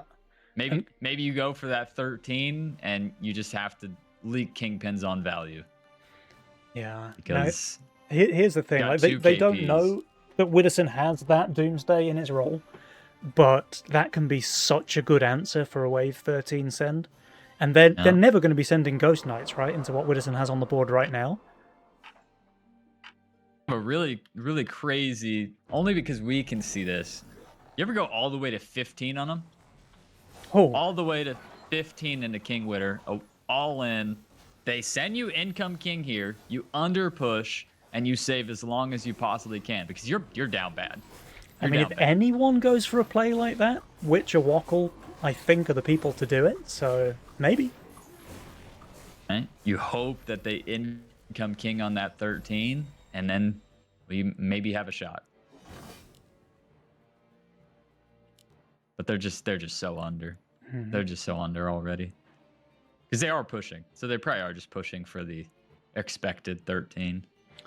Widdowson looking like he might place the Millennium here, which honestly I think is a mistake. Like they obviously don't need to be scared on 12 with the units they both have on board. I think there's only better. Only 4 kingpins on the board. I think you can shift. Yeah. But no, he's going to play it. He's going to show his plus 50 value as well. King will shift the 300. The king is shifting for maybe Brewpot, maybe just Starcaller Steed nonsense. You know, you have a lot of decisions when you're about to have 800 gold on 13. And Witcher Wokel, they still feel the need to send here on 13, but Widdowson and Kingdowns, with their value, with the units they have, they don't need to send, I think, to have a chance of holding. Yeah. You do have a perfect pro league here by does the Tempest have this? It might win the 1v1. It does. Still a long wave, though. But you do see King Witter send, so... Yeah. King of Widdowson sending as well. The Doomsday is built here from Widdowson, so I think he's got a pretty good chance of doing just fine. Yeah, we need some help, you know. We need on value leaks from King Witter, and we need 400 under holds from Wokel and Witcher.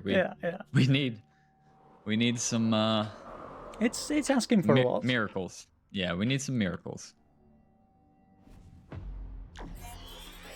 The piece code, the Jules predictor did actually tighten up a lot more than I would have thought. Yeah. But now we've got a catapult sitting here attacking the Ghost Knight all by itself. Oh, just barely kills it. And this is looking like a bad leak for Witcher. Minus 400. He's going for the 70%er. 73. Wokel's doing better, but that's still 37. Pretty huge leaks, though. Yeah, pretty huge leaks from King Witter, man. I was watching the wrong side. They both leak massively. They both leak worse than Witcher Wokel, actually, while being on value. And Doof, they have very little king attack. Yeah, oh my. Oh man, that was close. We asked for a miracle. I think we got one. I mean, they're gonna survive, Ah. but barely. Not Yeah, even that tightened close. things up. Look at the no more fire. No more fire. Did they get shutdowns there as Holy. well? I'm assuming so. I can't imagine they weren't both on fire. Okay, where do we go from here?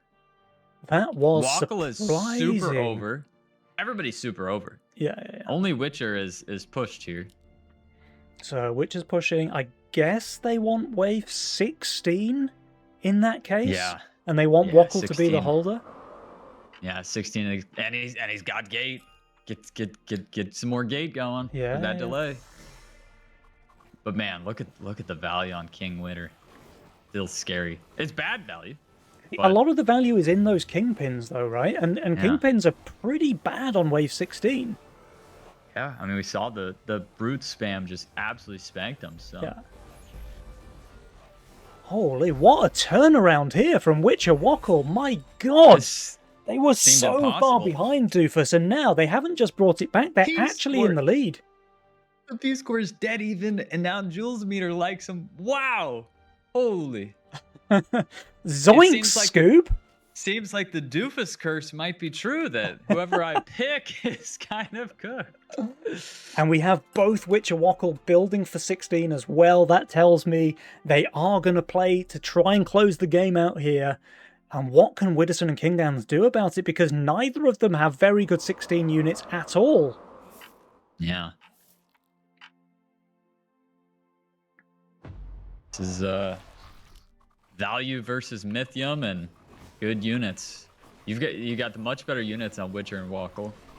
Much better value on King Witter, but they're getting a much bigger send. Here we go. That's beautiful tanking there for Witcher's Trinity Archer. The 0%er, you love to see it. Alright, the sends come out, Doof. Here we go.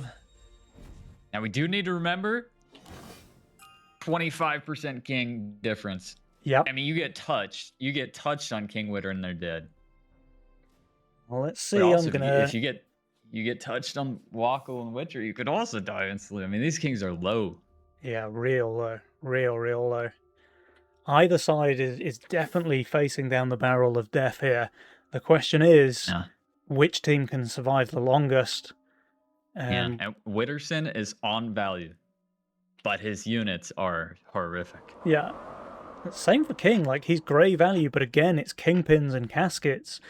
Wackle, I mean, he's got double Phoenix. Wackle might just surprise us here. His Phoenix is tanking. Does The it over first tank? Phoenix- Or can it survive? It's The dying. first Oh Phoenix no! goes down. He needed that to do Second better, I Phoenix- think. Yeah.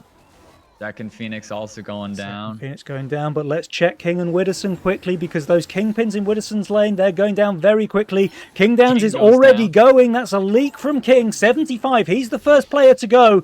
Widdowson, he's only got a couple of units left. And wait, it's a full hold from Witcher! The lowest It's value in over. the game. It's over. What a comeback. What Holy a crazy smokes. comeback, Doofus. Wow. 13, man. That's insane. Whew. My God. Let's just look at this graph real quick because, wow, from a 75 win probability on 9, after this wave 13, the tide's completely reversing until the eventual victory here for Witcher Wackle. But let's again look at that wave 13. Widdowson and Kingdowns, crazy high value. Like, their value is so much higher. Plus 58. Wackle Plus sub 58. 2k, yeah, plus value on Kingdowns. Widdowson's 2.7k, he leaks 90% there. And we have the man Wackle over here, baby leaking with less than 2,000 value. He's literally 900 less value on his board than Kingdowns. That is crazy, man. That was insane. That was absolutely nuts. Wow. What a crazy comeback. I mean, I absolutely love to 13. see it. I'm very, very 13. happy here for Witcher and Wackle. I thought it was the long save. It was just the hard push for 13. Did just as well. Yeah. Wow, okay. I mean, what an upset, Doofus, but that was super exciting gameplay. So now we're going to go into game 2 with perhaps not the team that we all expected in the lead. Witcher Wackle 1-0 here against Kingdans and Widdowson. That was their Megamind and Cartel picks. So I wonder what they're going to play here as we get into the next lobby. I mean, are either of these players Fiesta players? I don't think so, right?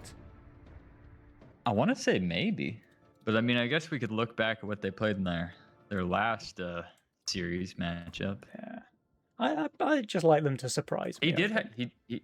Oh, well, I'll keep my mouth shut. No, go ahead. If you've done the research, what's the? He did have Wackle had a Fiesta. It looked like they Okay. had a Fiesta, so in their last matchup. Wow. Okay. I mean, look, this was my prediction. I said they had at least one game in them, but I also said I wouldn't be surprised if they win here. The Kingdowns and Widdowson, they're on the back foot all of a sudden. Are they going to come back swinging, or can Witcher and Wackle close this one out? I mean, the way they played that game just now, I'm pretty impressed with the way these guys are doing so far.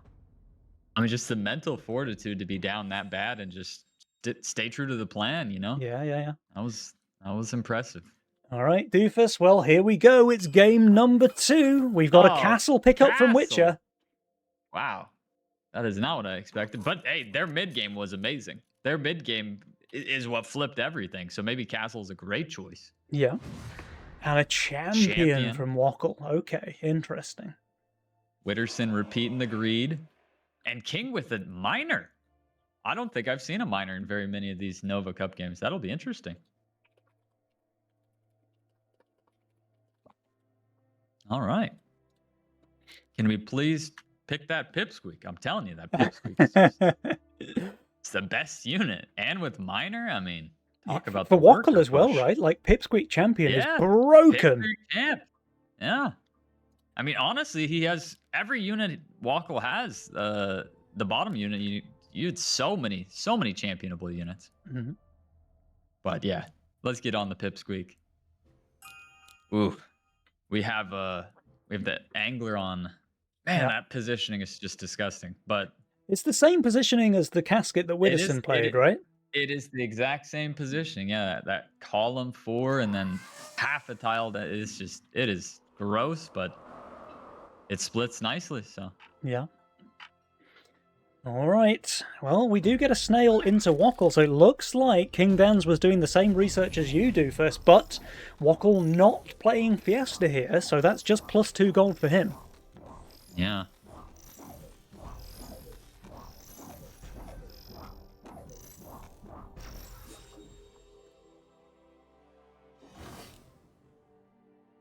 And another snail coming out post-income from Kingdan, so maybe he still thinks that Wackle's playing Fiesta. But he's going to play the hero. The champion's been dropped, so that snail's just more feed. Does this still leak if he doesn't add the Peewee? I'm not sure. If it does, it's like 1 or 2 creeps. Yeah. And I think I'd be pretty happy with that. But champion is so much value, right? Like, I just expect he's going to hold. Yeah. And the question is just how many? Do we go 6? Do we go 7? No, we wouldn't be crazy and go 7, would we? Straight 7 could be pretty disgusting into the Pipsqueak and the Flower Angler. Yeah, so Wackle goes 7 workers. Wackle goes 7 workers. Yeah, what a beast. Exactly what and you feel pretty confident because let's say you pro league here, you're just going to be filling up your teammate, filling up your teammates' anglers. That's a very high Peewee there for Wackle. Yeah, I despise that Peewee, but that's okay, I guess. Like, you've got so much value here in the champion Pipsqueak, and what, you don't want it to tank? Nope. No. Wackle had a worker queued up, and that's too much. That's too much. All right, 40 send into Widdowson, but he's completely fine over here.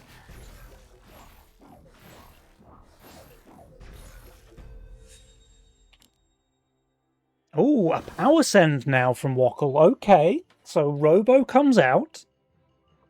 Yeah. Widdowson's +20 though, so I think he's going to do just fine. And I really think if Walkle just full holds here, which I mean he should, he's going to be in a great position.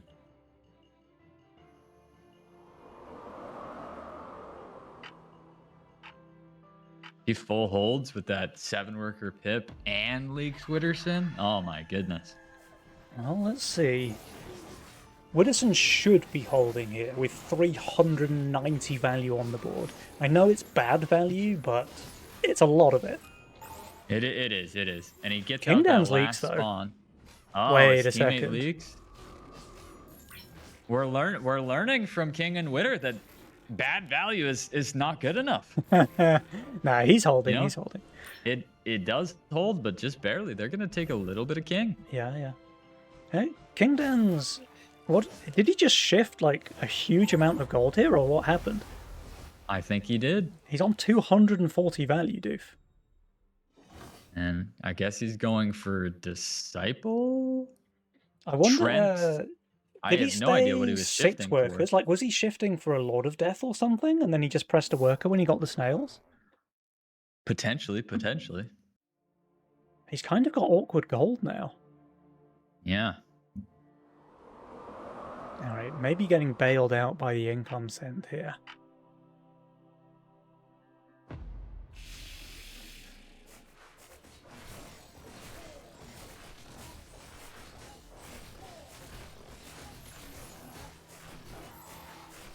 His front line's getting crushed. What was this, a 60 send? Yeah, maybe Witcher just didn't have enough to do much damage, but... I mean, wait, no, he's leaking to the income. Might be a small leak here. Yeah. Wait. Wait. Oh, Ah, not okay. even close.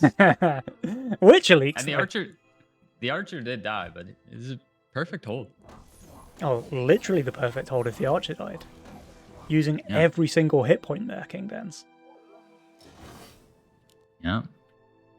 We do see Witcher getting that fake power spike. Oh, not a fake power spike. We sold a little bit. We got the Kingpin. What? Kingpin on 6. He's pushing. It's What did he push sell? time. I think he had a Grarl, so it was Okay. correct. And getting an income send now from Witterson, so that means Witcher can just press the worker button pretty hard, I think. Yeah.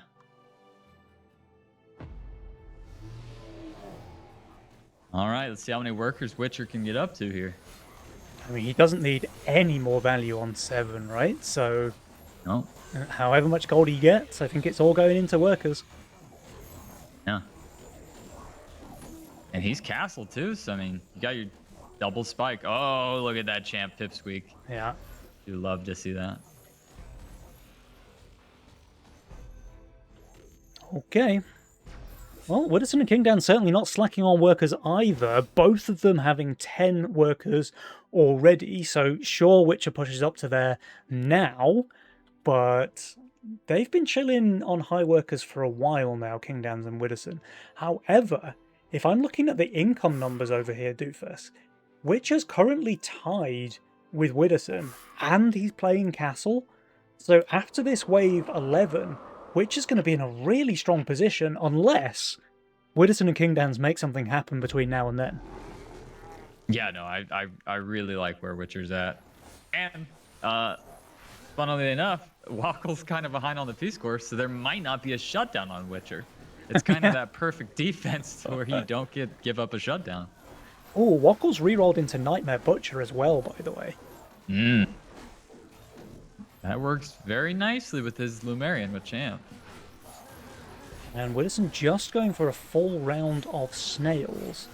So the question is how greedy Witcher's going to be here, because those things can slow down the Kingpin pretty badly. 220 gold, he does upgrade the Bounty Hunter. Yeah, it looks like he's going to full build here, not greed it. Then he should do just fine, I think. Yeah, he'll be good. There's a pack leader into his teammate, though, but Wackle with a champion Lumerian. I don't know how I feel about this pack leader. I think Wackle's very strong here. Yeah, and I really don't like pack leader because you're going to make that Lumerian do way more damage. Yeah. I guess, gonna like, start Lumerian's weakest at the start of the wave? I mean, how good is this Lumeria? He kills the pack leader, maybe a small leak. The thing is, the Lumerian's uh, still stacking hit points, right? So, Yeah, yeah, okay. I'm not mad at that at all. Yeah. Oh, but I am mad at the Oh, shutdown, and it's a it's shutdown. Waldo! Wave 8 shutdown. Everybody's leaking. Yeah. All 4 players leaking, but this is definitely, I think, in favor of King Dan's and Widdowson, yeah. thanks to that shutdown. A castle gamer giving up a shutdown on wave 8. You see that every day. Nah. All right, Witcher's not on fire anymore. Yeah, but they still do have the lead.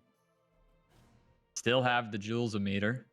And And here's the still thing, got that Doofus. castle coming. Yeah, that's what I was going to say. So there's only 2 more waves now before Witcher gets this big, what is it, 45 income or something ridiculous? Yeah. I mean, if we check income, he's 5 behind. He's 5 behind Witterson from first. Yeah. That's gonna go from 5 behind to 40 above. That's massive.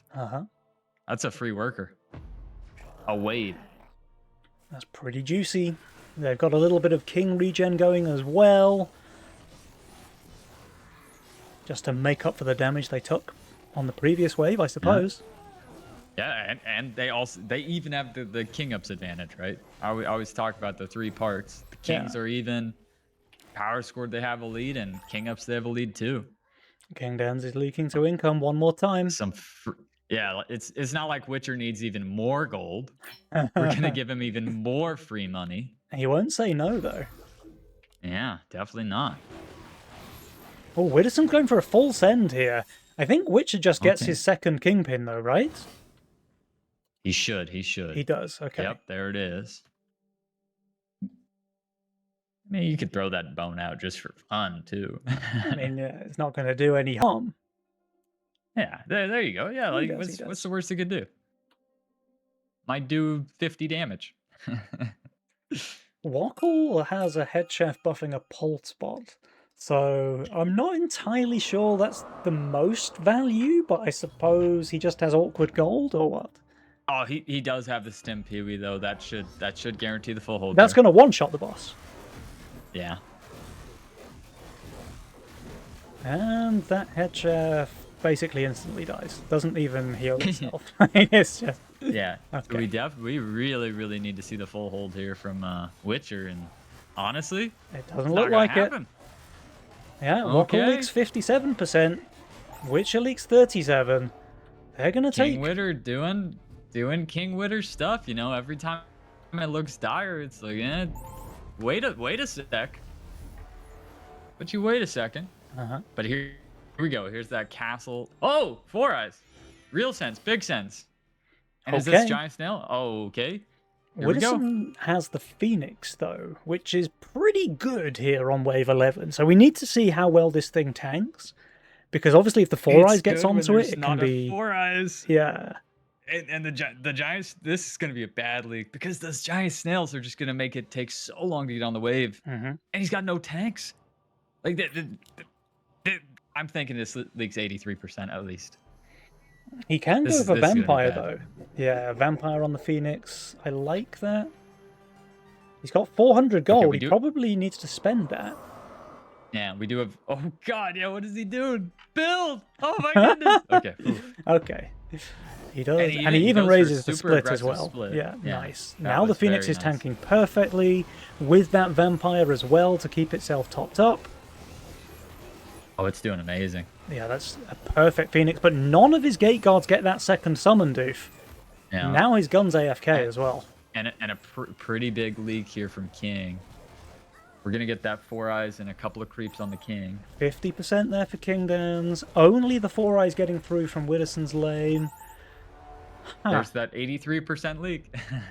Yeah, I mean, the leaks are not huge, honestly. And Witcher Wokkel, because they gave away so much gold on that wave 10 leak, all of a sudden their position not looking nearly as good as it was just a few short waves ago. Yeah. Oh, no. And King Witter have the 69 lead. My God. But Jules Meter still favoring Witcher and Wokkel quite heavily. Well, Alright, what is Witcher's the play? income has just gone absolutely through the roof thanks to that castle injection, so he's comfortably ahead of both Kingdans and Widdowson. Wokkel, though, doing his very best to keep the teams on a level pegging. Yeah, and I mean, Witcher has that flying force too, you know, so Yeah. pairs pretty well with the flying force Hades with Kingpins. I mean, Witcher's nice. role basically played itself, right? He had the bounty hunters to generate the value in the early game, and now he can just transition into this insane late game combo with Hades Leviathan. He has the Halo as well. He's got King Claws. He's got Yazora. Yazoras. Like, Oh my what more could you goodness. ask for? Nothing else. And Here's he's- some real sense. Yeah, it looks like a single send. Okay, well, Okay. Wokkel's just going for income into Widdowson, which makes sense with the Phoenix over there. Kingdens, he actually looks pretty leakable here. Yeah, definitely double boom tree with no tank. Definitely looks pretty horrific. The Starcall at least means he's going to pick off a few units, but the rest of Kingdan's board doesn't look great, honestly. And what I'm really worried about this is, are we about to see the rich get richer? I mean, you can't give Witcher even more gold, right? Are we about to see the rich get Witcher? Yes. All right, 300 Mythium for Kingdans. Let's see how he does. There's All those boom trees are going off. gone. Very little value from those things, especially on wave 13. Starcaller goes down, does pick off one more rock column before it does, so only Yeah. 50%. Honestly, that could have been worse. It could, but do you ever just keep resending the giant snails now? Do you ever? I mean, you can. Like, Kingdans is looking pretty bad on 14 and 15, and they You do. still got the you still got the double boom tree. You know, he can't push. All right, let's see how it works. I'd Now, I like to will see some king upgrades coming from Wokkel, perhaps, as well. Well, I will say I'm getting a little nervous because King Witter are generating a lot of Mythium, and the small leaks are good for a little bit of gold, but they're at 58% King. You're about to get sent really nasty. Yeah. But then again, Witcher is 250 over. So when do you leak him? Yeah, it's not going to be easy. They both go full for giant full snail. giant snails. Okay. I thought at least one of them would go for king upgrades. Boom tree's going down pretty fast. This Phoenix is tanking perfectly with the lifesteal once again. Being another small leak, maybe bigger than small for King. Split The tanking Phoenix quite nicely. does go down. Yeah. All right. 44 for Widdowson, 33 for Kingdans, and this is yet more gold going the way of Witcher and Wokkel. Yeah. And I mean, you probably wanted 16 into him, but they just keep getting so much gold. It's like, can you go 16 into Wokkel and Witcher? No, They're you not can't. going to stop with the snails. Yeah. But I feel like that forced King and Witter to send early. And, They're pretty strong here with the champion Lumerian, with the Hades Leviathan double buffed. yeah, I recently had a game where I was trying to choose, do I want to go for an Arc with the buff or do I want to go a Hades with the buff? Uh-huh. Hades was slightly better. Nice. But Witcher has both. Yeah. So Why that's- choose if you can have both? why choose if you can just have both of them? Yeah, it's much better decision by Witcher to just have both of the Giga Wave 15 units here. I expect a full hold. And look at Wokkel's lane as well, by the way. He has that Lumerian, and then he just has infinite veterans, so very strong tank value in his lane. This is 960, but once we start getting a little couple of spawns out from those dragons, Yeah. we get another spawn. Eh? Oh, maybe they're just getting overwhelmed, actually. This Yeah, Hades is not actually. going to summon, I think. Oh, They're just dead. barely no. They're dead out of nowhere. Yeah. King and Witter do it again. And that's a shutdown onto Witcher. The shutdown goes in the next game. Giving What up the heck? shutdown on the wave you die is such a kick in the nuts, man. What the heck? That was out of nowhere. Wow, okay. I have to say it, Doofus. I thought they were going to do way better here on Wave I 15 did than they too. did. Like, Witcher's So on value. He's 4.1 thousand value here on 15. And he leaks enough to kill them. yeah, so I mean, I guess you think you needed more and more damage when in reality you needed more tank. I guess Yeah. I guess he didn't need both of the Halo and the Hades. He just needed Yozora. Yeah, right. Because, I mean, in the end here, he added a Lord of Death and a Tempest. Maybe if both of those units just turn into an Arctear instead for the same gold, then you have the tank value, then the Hades is going to get more summons out. Maybe that's enough, because they're both playing stall builds, right? You've got the Hades that needs to summon, the Ark of Justice that needs to ramp, and then for Wokel as well, you've got the Lumerian that needs to ramp. So Yeah. they just needed to stall, and they couldn't quite manage it. So the overwhelming sends there from King Dans and Widdowson, wow. And I have to say Yeah, as well, if they had survived there, they would have been in an incredible position because they had so much income. They had their value was out of this world because they've been sending those giant snails and getting leaks for like the last 5 waves in a row. Witcher and Wokel would have been really hard to beat if they could survive 15. But so what we've seen so far is that value generating units and being on value has not worked today.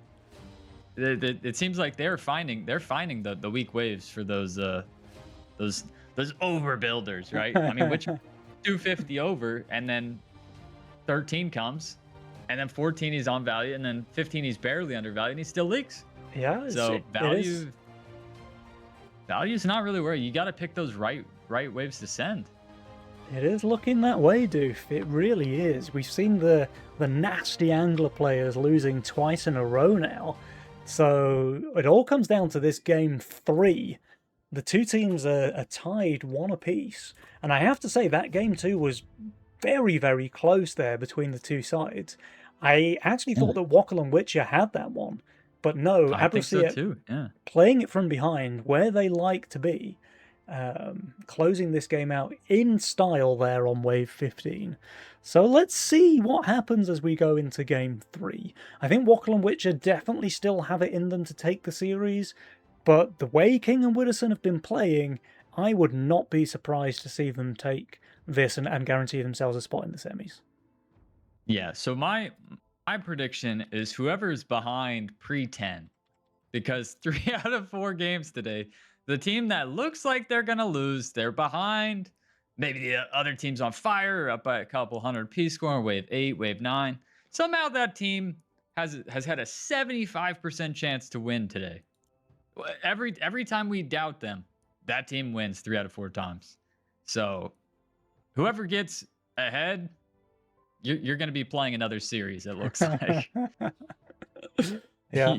You do not want to get ahead. I mean, that was a game where Witcher gave away Shutdown on, was it wave 8 or 9? As a castle player, giving up Shutdown on wave 8 is pretty believe he gave up devastating.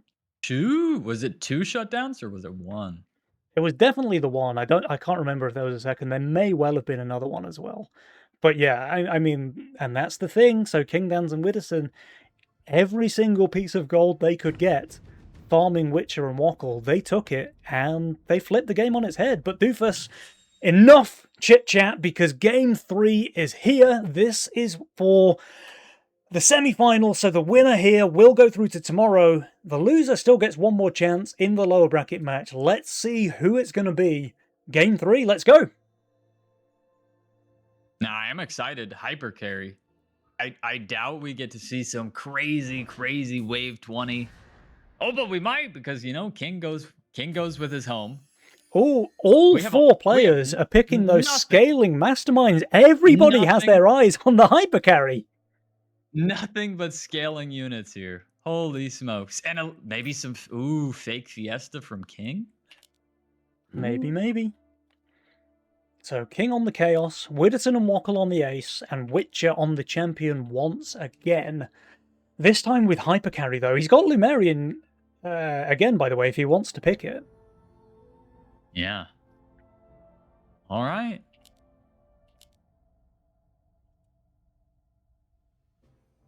Man, I really hope we get to a late game now. Oh, There's doofus. Wackle. beautiful. This is beautiful. He has Potamask, already a banger. Ace Yep. makes it that much better. Hyper carry as well for the Azaria on 11. This is like, we need the Vince McMahon meme, you know, where he's like, Yeah. Yeah, I think the only way that we can win is if this game gets to wave like 17 plus. We need to see that an epic, painful battle. I want the team that loses to be absolutely heartbroken. Mm-hmm. And well, it's totally possible. there's certainly like a wave 7 angle for Kingdans and Widdowson, because Wackle Witcher both picking those like magic damage carry units, so shared weak waves. True.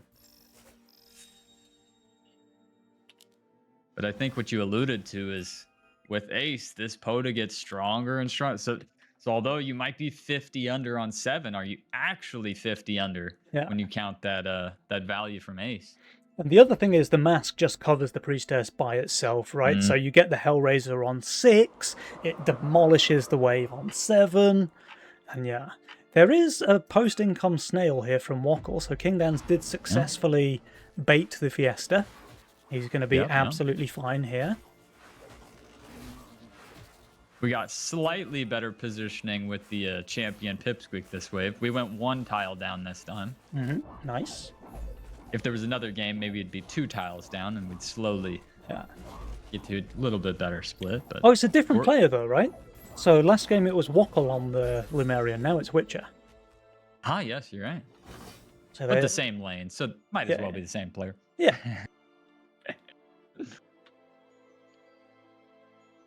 Okay. Wackle and Witcher are starting to pull ahead in terms of workers, Doof. Yeah, that is interesting.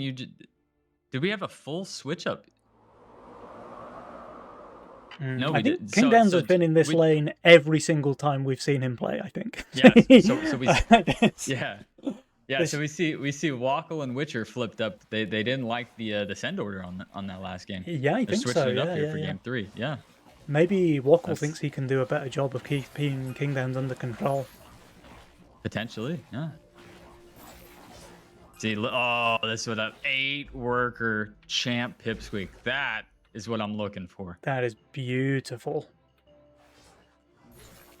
Kingdans making long waves, but guess what? It's not to his benefit, because Witcher Wackle, they have the worker lead by quite some margin, actually.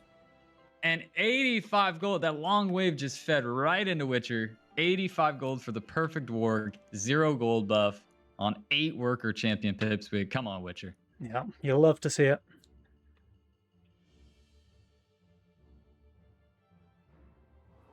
Still yet more income coming out from all 4 players, so everybody, it seems, more interested in their own economy than they are in what their opponents are doing right now. So everybody just trying their very best to snowball, it seems. Yeah. See who can pull ahead here. Oh. Nah, the Ace Priestess is never going down. Yeah. That was an Ace diff, though, by the way. That thing would have died if it wasn't. 100%. 9 workers on this Pipsqueak. Why don't we go 10? Whoa there, Doof. Let's not get too crazy. Yeah. Second warg getting dropped. Now, you did allude to that wave 7 earlier. If King and Witter did want it kind of, at least on the side of Witcher, it's definitely there. He's really pushed. He's invested in the 2 wargs. The Pipsqueak, he could get destroyed. But everything on Witcher's board is garbage. If they don't punish him, he's amazing. If they punish him, it's the opposite of amazing. Widdowson's saving, by the way, so Wackle's under some real pressure here as well. He should still get the Hellraiser, of course, but if Widdowson sends enough, like, Hellraiser's very strong on 7, it's not invincible. Yeah, true. And Kingdan's causing super long waves once again. Oh, that wave 7 is so available now. Holy moly. Yeah. Just don't income send here. Don't do it to us. Oh, Widdowson going for the wave Oh. 6. Okay. Okay. Interesting. A little 50-50. Uh-huh. I mean, there's a very real danger that Wackle just gets overwhelmed here. Like, I don't know about that, to be honest. Because of the ace, the priestess should be able to tank, might be able to tank the 3 and the brute. And then if this split works correctly, then you have the breakdown go onto the Hellraiser that is ace. This could be a full hold. well, let's see. It all comes down to this priestess, I think, Doofus. How well does it tank? Oh, It tanks the a lot. Bone Warrior actually picking up the brute and one of the creeps And is then- perfection here. And then throw the rest. Oh, Oh, she's the getting priestess! overwhelmed. Does it She's get not one gonna more get that heal heal? Oh, it was so close. It's not great, but it could be worse. It could be worse. That priestess was on the verge of casting, though. Like, one Yeah, it more was spell, so and that's a close. full hold. Yeah, and the great news is now Wackle would cover for Witcher League. But Witcher's just getting incomed. Holy. Okay, I mean, King Dan's piling on the pressure just to go for the income send is Yeah, certainly the one way to casket- play it. The casket, very good on this wave, of Scared. course. It scared him.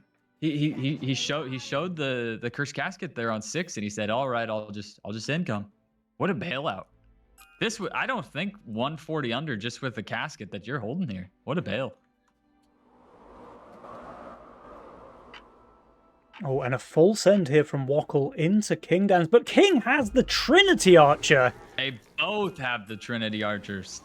My god. Yeah. What are you doing? Full sending a Trinity Archer on 7, Wackle? Are you crazy?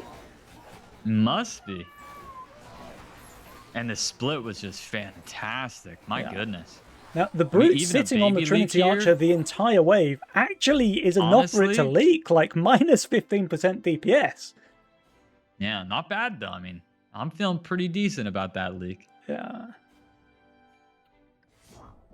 I mean, look, he almost leaked income. Witcher needs to buy a lottery ticket after this if they pull this one out. Wave 9's looking kind of okay, though. The income from King and Witter and a save from Wackle and Witcher. Okay. He scored dead even. Jules a meter dead even. King. Oh man, this is a good looking game. This is a nail biter, Doof. Oh. Wackle and that Witcher... they did push. They did push. So wave 9. Yeah, Kinda they did possible, push, yeah. and they saving their Mythium here, so Wave 9 definitely looking like a possibility. King and Widdowson both have answers, though. Widdowson has Antlers or Bonk. King Dan's has the Firelord. Like, we've seen what good positioning on Wave 9 can do with a Firelord.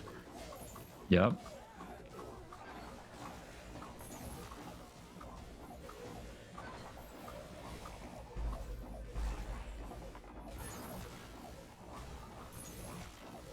And, yeah. Very long wave.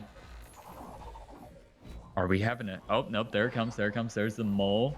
Double Mole! Couple of moles. Double mole angle here. Testing those archers again. Alright, King Dan's and Widdowson. King I is- mean, they both King is have on this value. 400 gold unit on their board, which is like garbage here on Wave 9. Yeah. But they also have options. King- So King Dan's And going we're for getting the hermits too. Oathbreaker. We're getting a mole and hermit. Yeah, that's pretty devastating. The Oathbreaker's got some heavy lifting to do here. Yeah. Oh, Boom Tree from Widdowson. That's Boom very tree, powerful but, as well. But the mole hermit though is kind of canceling out all this AoE. You've got the AoE from the Oathbreaker, AoE from the boom tree. Well, let's Here we see. go. Oathbreaker is popping, but it's going down pretty quickly here. I think King Yeah, Dan's yeah. needed it to do more work than this. His entire split is already gone. Yep. let's see Meanwhile, what this Widdowson, his boom tree's does. about to go. It's a very high mana. And it did amazing. Yeah. 54% there Still- for Widdowson. still a lot 54 of for King Dan's as 54. well. Matching leads. Yeah. And those hermits. And look, look at this genius. He's taking. Okay, they did open the gate. Okay. He took as long as he could to generate a little bit more healing with those hermits. Yeah. And some pretty decent king damage here going the way of Witcher Wackle. Yeah, that's substantial. King Dan's going for a full Even to the send of his point- own here on wave 10. Now, that makes sense. Witcher looks pretty bad here. He does have Berserker hidden in his role. This is literally set up perfect for King Witterson. They are now down. They have a 30% chance to win. They're probably going to get a shutdown on Witcher. We've seen this before.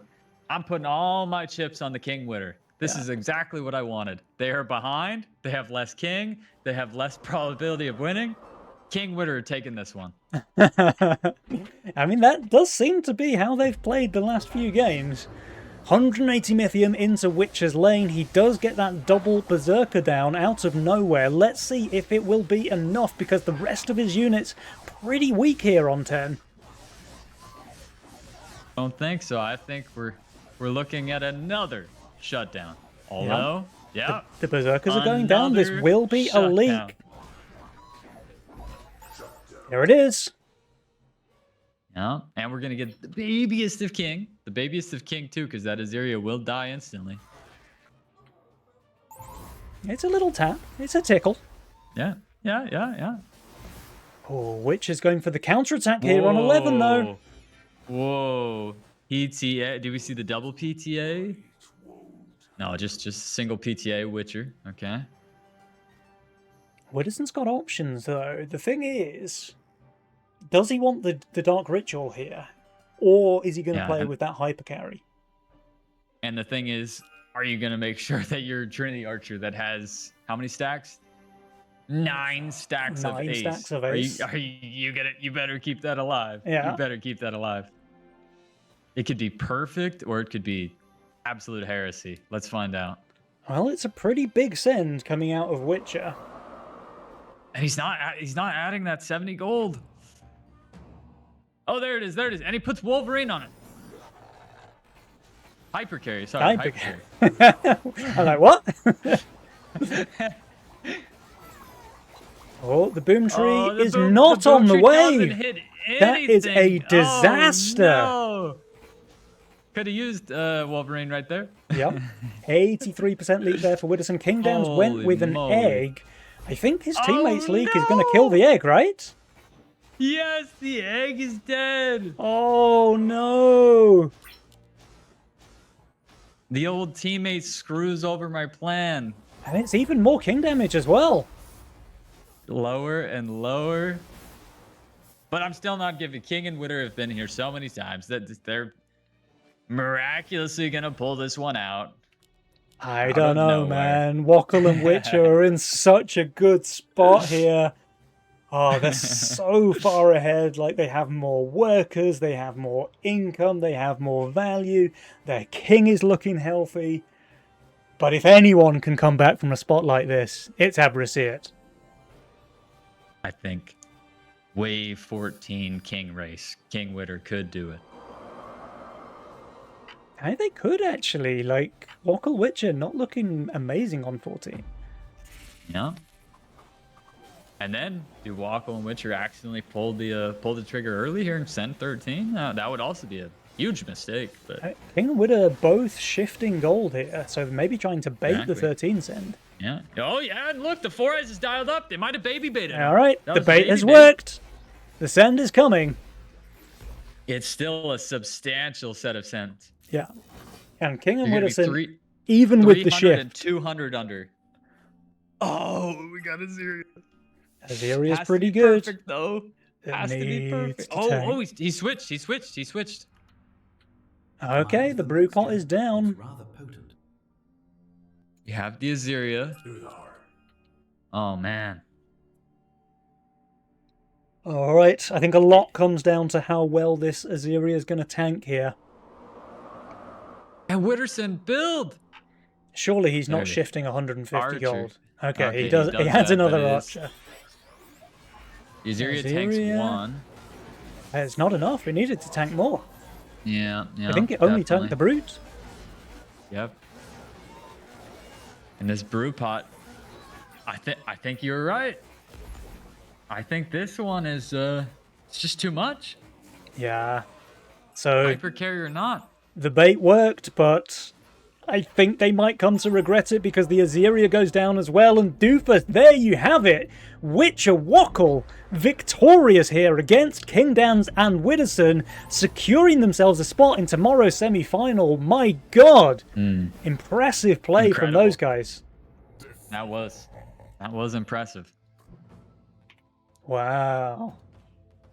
There you go. I mean, look, I called it. This was my prediction, Doofus. A 2-1 for Wackle and Witcher. They earned it as well. My God, they played so well here against King and Widdowson. I mean, that's some great gameplay. That was some really good gameplay. And when you actually think about it, they only had like that one little mistake of just dying game 2, right? Like, other than that, they probably controlled 90% of the games, all 3 of them. Yep, really, really impressive gameplay. It's been really clean. back and forth as well. Like, super exciting games to watch. There's been a lot of pushing and pulling, one side taking the lead, the other side taking it back from them.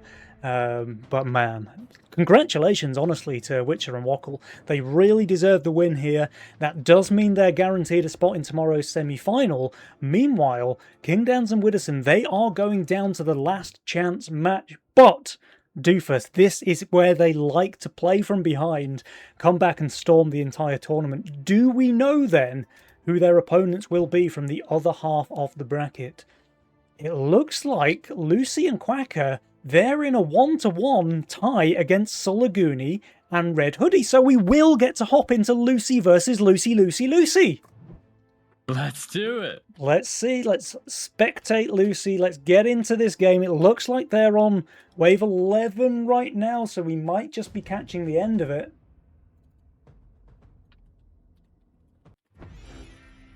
Yep. Oh, we've got some king damage already. Oh, boy.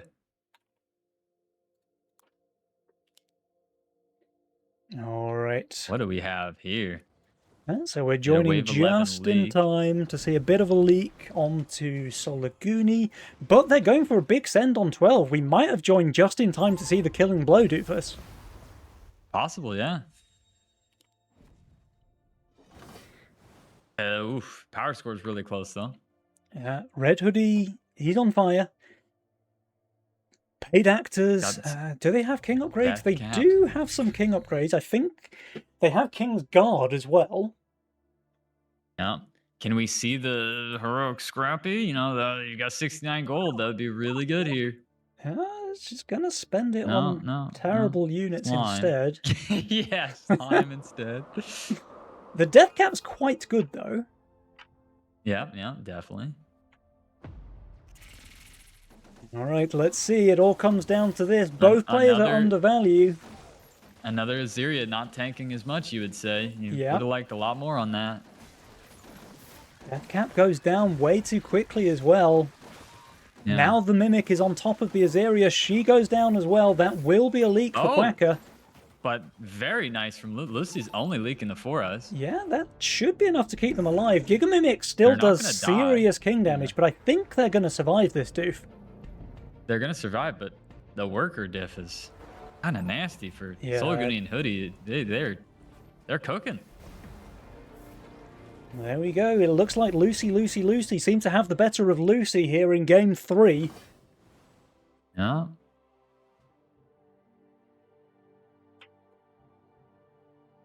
What is the route? What is the play here? Guess 15 for all. You could see a Quacker Lucy. Quacker and Lucy both look super strong on 15. I could see them having the advantage there. Red Hoodie does have Hades. The rest of his unit's not great on 15, though. Yeah. But they're going to have so much more Mythium, Doof. Yeah, that's true. Did they ever just pull the trigger and send 14 into Lucy and Quacker here? You know? Oh, it's so risky. If you wrong, jump the gun too soon. Right, yeah.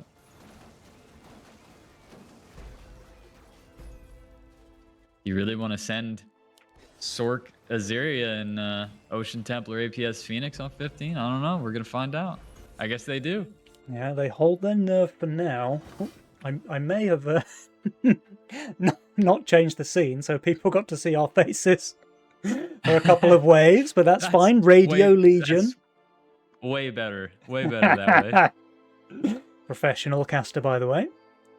Yeah. I mean, we're describing the game so well that I think it works out perfect. I think people would have been able to see the game as if it were on the screen. Yeah. All right, wave 14, nothing. It's gonna be the big wave 15. Mythium into the better units, smaller Mythium into the worse units. And they have the value lead as well crazy. for Quacker and Lucy, yeah. And we know values can be pretty strong. Huh? Oh, is that a Harden? Ah. Oh, no. I don't know. I don't think it is a Harden. It's just glowing. No. Everything's glowing. Although, where are the Sens? Where are the Sens? Wait, they never skip here. They never skip here. Are you crazy, man? No! Are we about to see the real Lucy win? Oh, I mean, no. that's one way to throw a game. Holy moly. Well, surely we he better hardens. See all the hardens. Surely, now you right? Everything. You have to harden everything, please. There's no way that Solaguni holds here, I think. Like, his Phoenix won't be tanking. And no king ups. There's no king ups, there's no hardens, there's just death. This there's some king attack.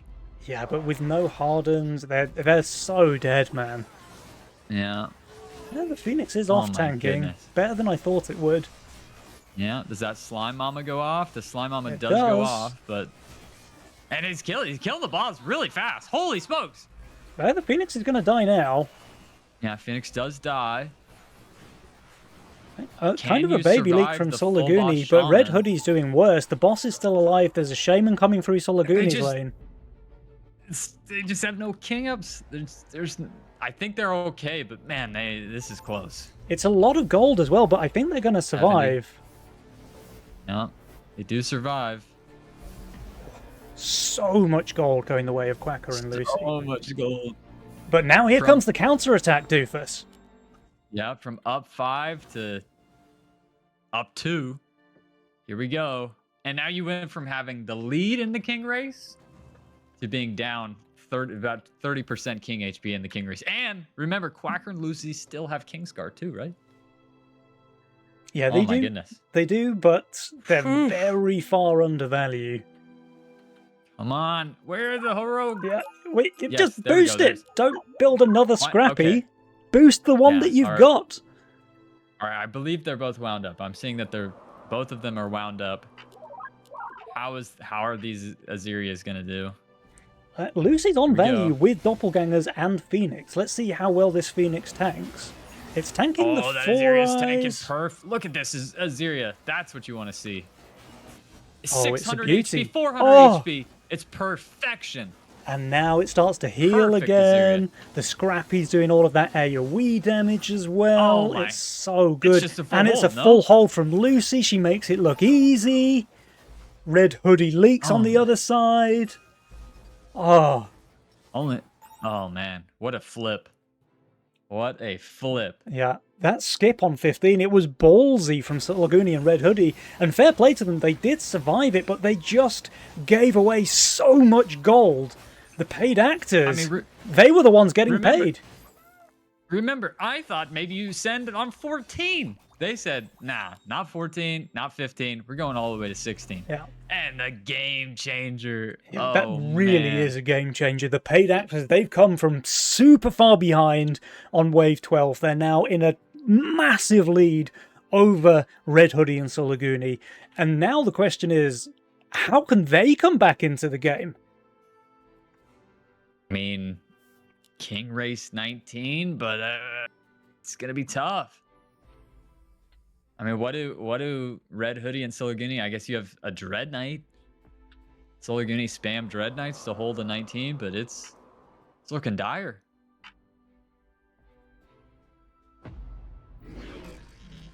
And Solaguni and Red Hoodie are very pushed. 49, 42. Can't send here. double Azeria, Phoenix, and Doppels? I don't think so. 19 King Race, and you need a miracle. I think Lucy and Quacker could send on 18. Like, sure, Red Hoodie has the Hades. Oh yeah, they definitely they have the options. They do skip. Okay. Yeah. Oh, I don't know Quacker about doing a that couple of skip king ups. actually. Like Red Hoodie's showing all of the golems already on board. Well, that's what I'm saying is you're gonna give Hoodie and Siliguni a chance at a king race. You're gonna give them it's a small chance, but you give them a chance at the king race. Like the full Harden and Red Hoodie, even though he's going to be super undervalued, is going to be in a pretty good spot, honestly. Yeah. Yeah. Yeah. Two Doppels, yeah. And they have Hero, like miracles happen. Now what Lucy and Quacker do have is they have the better value and they have that King's Guard that's almost gonna be like 70% by the time they take King. So here we go. Senza coming out on wave 19. I mean, Quacker's build is not looking great. He's got some stall with the antlers, and he does, of course, have the Dread Knight. But Red Hoodie, that's the build to watch because he has so much stall potential. I don't think we're looking at anybody holding, but if we're talking about stall, Red Hoodie definitely has potential. Yeah, definitely. Yeah, 1,200 and 1,300 under on Siliguni and Hoodie. 1,400 on Lucy and 1,100 on wow. Yeah, see the worker push is respected by Hoodie and Siliguni. They allowed their push to get away with it.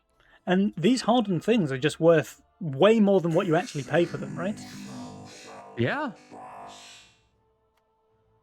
Are we about to see the double sell? Wow. Can we have some more hardens? Red Hoodie still has a bunch of Mudmen which are not hardened. Yeah. There we go. We do get them in time, okay. Here we go. Alright, I'm watching Red Hoodie because it's all going to come down to whether he can stall this one out, I think, with all of those hardened golems. It's taking a while for the wave to get through all of that value. I do like that Phoenix. I mean, not that it matters, but that Phoenix was professional, too. Yeah. Oh, meanwhile, in Quacker's lane, his front line is gone. The back line won't survive much longer. Lucy's doing fantastically well. Honestly, Kingsguard might save them. Yeah, 69% HP. There's not that many creeps making it through. Oh, it's over. Yeah, Lucy. They're leaking 13 amazing creeps. It's more than enough to do the job. Yeah, and with the Kingsguard, Lucy and Quacker might not have died, so nice. Wow. Okay. Well, back to Radio Legion. So, Doof, we've had some crazy back and forth games so far today. It's been really exciting to watch. I hope everybody at home is enjoying the show as well. Now we have our last chance match secured. It is going to be Quacker and Lucy, the paid actors. They will be facing off against Abraceat. And look, I said it at the start of the show. Every time in the last chance match, you end up saying this could be the grand final, and the players, like the caliber. Again, Lucy Quacker versus King Witter absolutely could be a final. Yeah, no question about it. This is super exciting. And remember, only one of those two teams is going to make it to the semi-finals. The other team, the loser of this last chance match, is out of the competition. So they need to make it happen here. Who are you thinking? What's your prediction? So tough, I mean, King Witter, I had all my bricks on them. I was fully on King Witter, and then they didn't perform as well as I thought against Witcher and Wackle. They got Wackled, Quacker and Lucy they got Wackled. The Quacker and Lucy have that momentum. Yeah. They had that little bit of spice where, like, I think they should have definitely lost that third game. Instead, the wrong calls were made. They made the right calls. I'm flipping everything I said. I'm going Quacker and Lucy. All right, let's go. Okay, well, let's give the players a little bit of a break before we get into it. So we'll be back in about 10 minutes with that last chance match. So guys at home, don't go anywhere. We will be right back. That match promises to be an absolute banger. Until then, goodbye.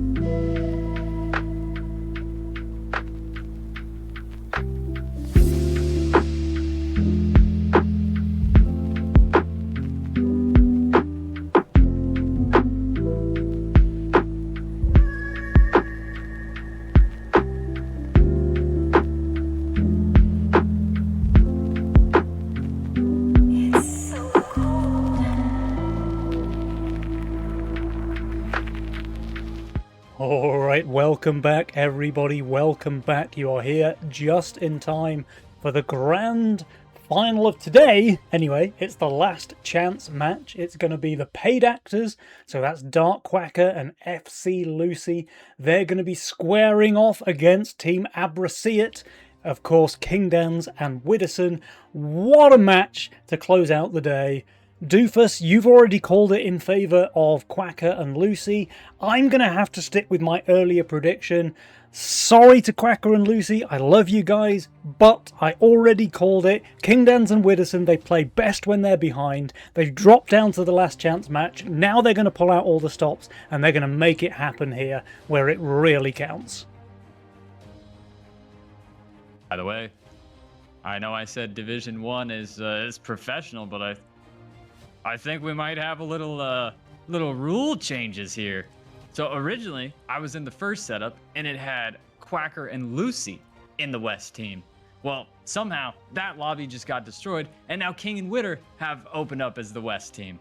Little bit of conspiracy. And going into the day, paid actors were 1, Abraceat is 2. So this is correct. This is the correct setup. Yeah, the two versus the 3, this is what it should be. But it wasn't originally what it should be.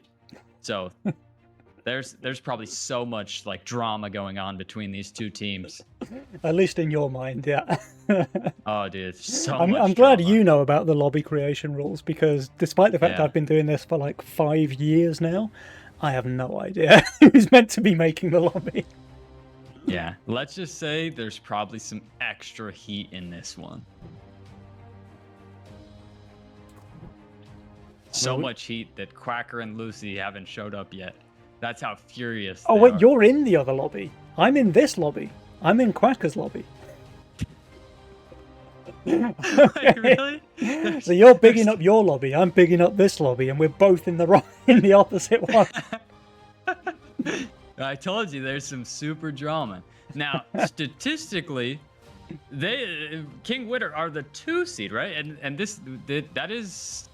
Wait, is that paid? Now I'm confused. No, the paid actors are seed 2. Is a different team. Paid actors are the higher seed, so they should be creating the lobby. Yeah, so it should be their lobby. Wow, so there's so much drama. Do me a favor, tell the guys to come over to this lobby instead. You already joined. Left. All right, let me whisper. My goodness, we might never get the matchup due to all the drama and controversy. All right, looks like we've got Kingdans in here. Widdowson presumably going to be joining us pretty soon. Yeah. We should get this game on the way. Now, from watching King and Widdowson play in the first couple of matches, they seem to play really income heavy for Nova Cup, right? I mean, obviously that's kind of the way that most people play on ladder, but for Nova Cup in particular, we usually see quite a bit more early game saving and power sending. King and Widdowson, so far, I think they've been mainly going quite income and snowball heavy. You know, they might send a mole on 8 or something like that, but generally they're not really skipping more than 1 wave in the early game. And I think Lucy and Quacker probably lean into that kind of playstyle as well. So we might just see a really eco-focused lobby that could just end up going super late, and then you get that kind of power fantasy of who's got the best late game role. But we'll have to see. So what you're telling me is we're going to get a 20, a 21, and a 20. 3 games. Is that what we're saying? This series is about to take 2 hours long. I mean, You're going to be up I hope so not, late. because I do want to eat at some point today. There will be... The only thing you're eating is absolute long, painful games of Legion TD2 in this losers... What is quarterfinal? Whatever it is. This is going to be epic. All right, let's go. We've got all 4 players in the lobby. I'm ready. Doofus is ready. The players questionable, but once they're ready, we'll be able to get into the match. Yeah. This is the one time where I do wish we could see their chats to each other, just so you could see all the nasty words they're probably going to be saying because of the the send order and the Yeah, they'll be lobby like, creation. what are Oh, you doing creating a lobby? It's clearly our creation priority. Idiots! yeah. Yeah, this is about as close to a fist fight as you're gonna get from Legion TD2 players. All right, Here we here we go, Doof. The players are finally ready. So the last chance match is about to begin. We've got the paid actors on the left, Quacker and Lucy, squaring off against Abrasir, Widdowson and Kingdans on the right. Game 1, let's go. All right. Magic Lamp, Overworked Titan, Megamind Castle, and for Quacker, I believe Quacker really likes Castle, so he's really happy with that. Chaos Lucy of on King. the Shepherd, King on his trademark Chaos. Yeah.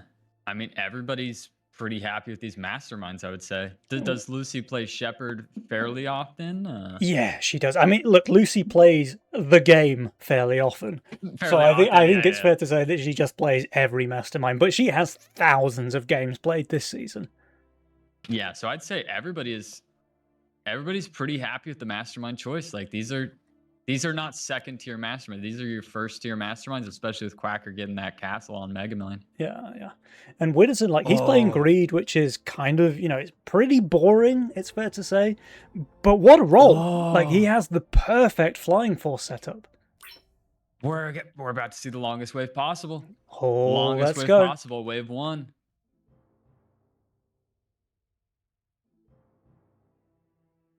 It's actually a bit of controversy of who created this build first. Eteria, I've seen claiming it. Who else has a claim to fame? Atrocity has also claimed it, and then I, of course, posted it on my YouTube channel. Oh, so you popularized it. I popularized it, yeah. All right, the snail goes into the wrong lane. Like, Widdowson should be absolutely fine with this snail, but Kingdans would have been in shambles. Yeah. This is interesting. Oh. Yeah, the casket holds. Is this maybe this is the wrong positioning? I think it's the wrong positioning. His fire archer is surviving. I believe that's so on easy. tile 17. Should be A12 and yeah. All right. Maybe a mistake. Maybe that's what he wanted, He's still 6 workers. Could be worse. I gotta say as well, Doofus, this is one of those last chance matches where we're not just repeating the first match of the day. Rare, apparently, when it comes to Nova Cup. Very, very rare. We're mixing it up.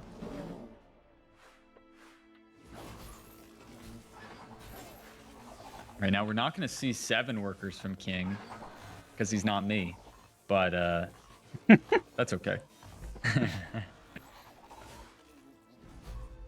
It's actually it's for me. It seems really hard to hold as 6 worker fire archer on wave 3 because this is normally a Fiesta build I do. So and you're not trying to hold, right? Yeah, I'm not. I'm trying to hold sometimes. So it's gonna be interesting to see what King does here. 100 under with his fire archer in wave 3. Yeah. He's 1 gold off being able to afford a veteran. That's a little bit sad. And he's receiving a robo. So maybe a little Fiesta cosplay about to occur here. I'd be very tempted to sell a Bone Warrior. Yeah, there you go. The veteran is just so good here on 3, and all the Fire Archer needs is time to survive because those fire arrows absolutely slaughter the hoppers. Yeah. So the veteran, fantastic tank value here against the Robo, against the wave itself. Robo is awesome. Yeah. Look at that little Bone Warrior cooking. It's perfection. I mean, this is about as good as he could have had. Still gonna leak. Yeah. But Kingdom's up to 7 workers, and it's a baby leak. 34% versus a Robo. He's fine with that. It's a yellow leak. It doesn't even count on the P score. Doesn't even show up. Yeah, you're happy with that. 0 king damage, teammate covers. And I mean, the longer these waves go, the more income that's supplemented in the game hurts Quacker. His castle isn't as good if everybody has 250 income and much smaller. He's really lagging behind on income right now as well. Yeah, 24. Oh man. And he Yeah. chose to save. Yeah, to be fair to him, he did save here, so that kind of counts for at least 6 or 12 income.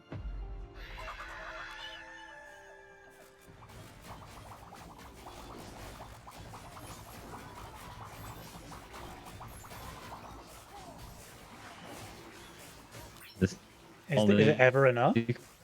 from Lucy, or is her positioning? Positioning, queen. Ah, It is easy enough. hold. It's perfect. Dan's leaking again, with actually, another this pro time to leak. the income Yeah. send. Yeah, Alright. yeah. Which mean- is both good and bad. It's good for scaling. It's bad for when your teammate's about to get a 120 on 5. Right. Well, let's Pros see. and cons. Only income coming out from Quacker. Oh, wow, the bailout. Oh, but the double broods coming here from Abrasiet. So Quacker and Lucy, what are their answers going to be here? I'm really surprised by that because, I mean, honestly, King and Witter could have leaked here to some real sense. Instead, they're the ones sending real. Yeah. A little bit of that tourney experience coming in here. Nice. Well, let's see. I think the Archer's going to tank the boss and nothing else. And it has the help from that fire archer. Yeah. The boss goes down really fast, actually. That's nice to see. But now the Fire Archer's going, and that was a decent chunk of Lucy's damage. A decent leak for Quacker here. This is Oh, a yeah. brute shredding. Frontline least crushed, Seraphim 40, going 50%. down, same for Lucy Couple as well. Of brutes? Oh, man. Not terrible leak, 33% Yeah. there for Lucy, but that's 2 brutes reaching the king on 5 doofus. That's a decent chunk of damage. And King is just, he's playing right on the edge of glory, man. Pushing absolutely adequately enough to either pro leak or pro hold every wave. Look at that. Perfection. Oh, that is juicy there from King. Imagine if he was Fiesta this game. Oh my, game would be over. Another round of snails coming out.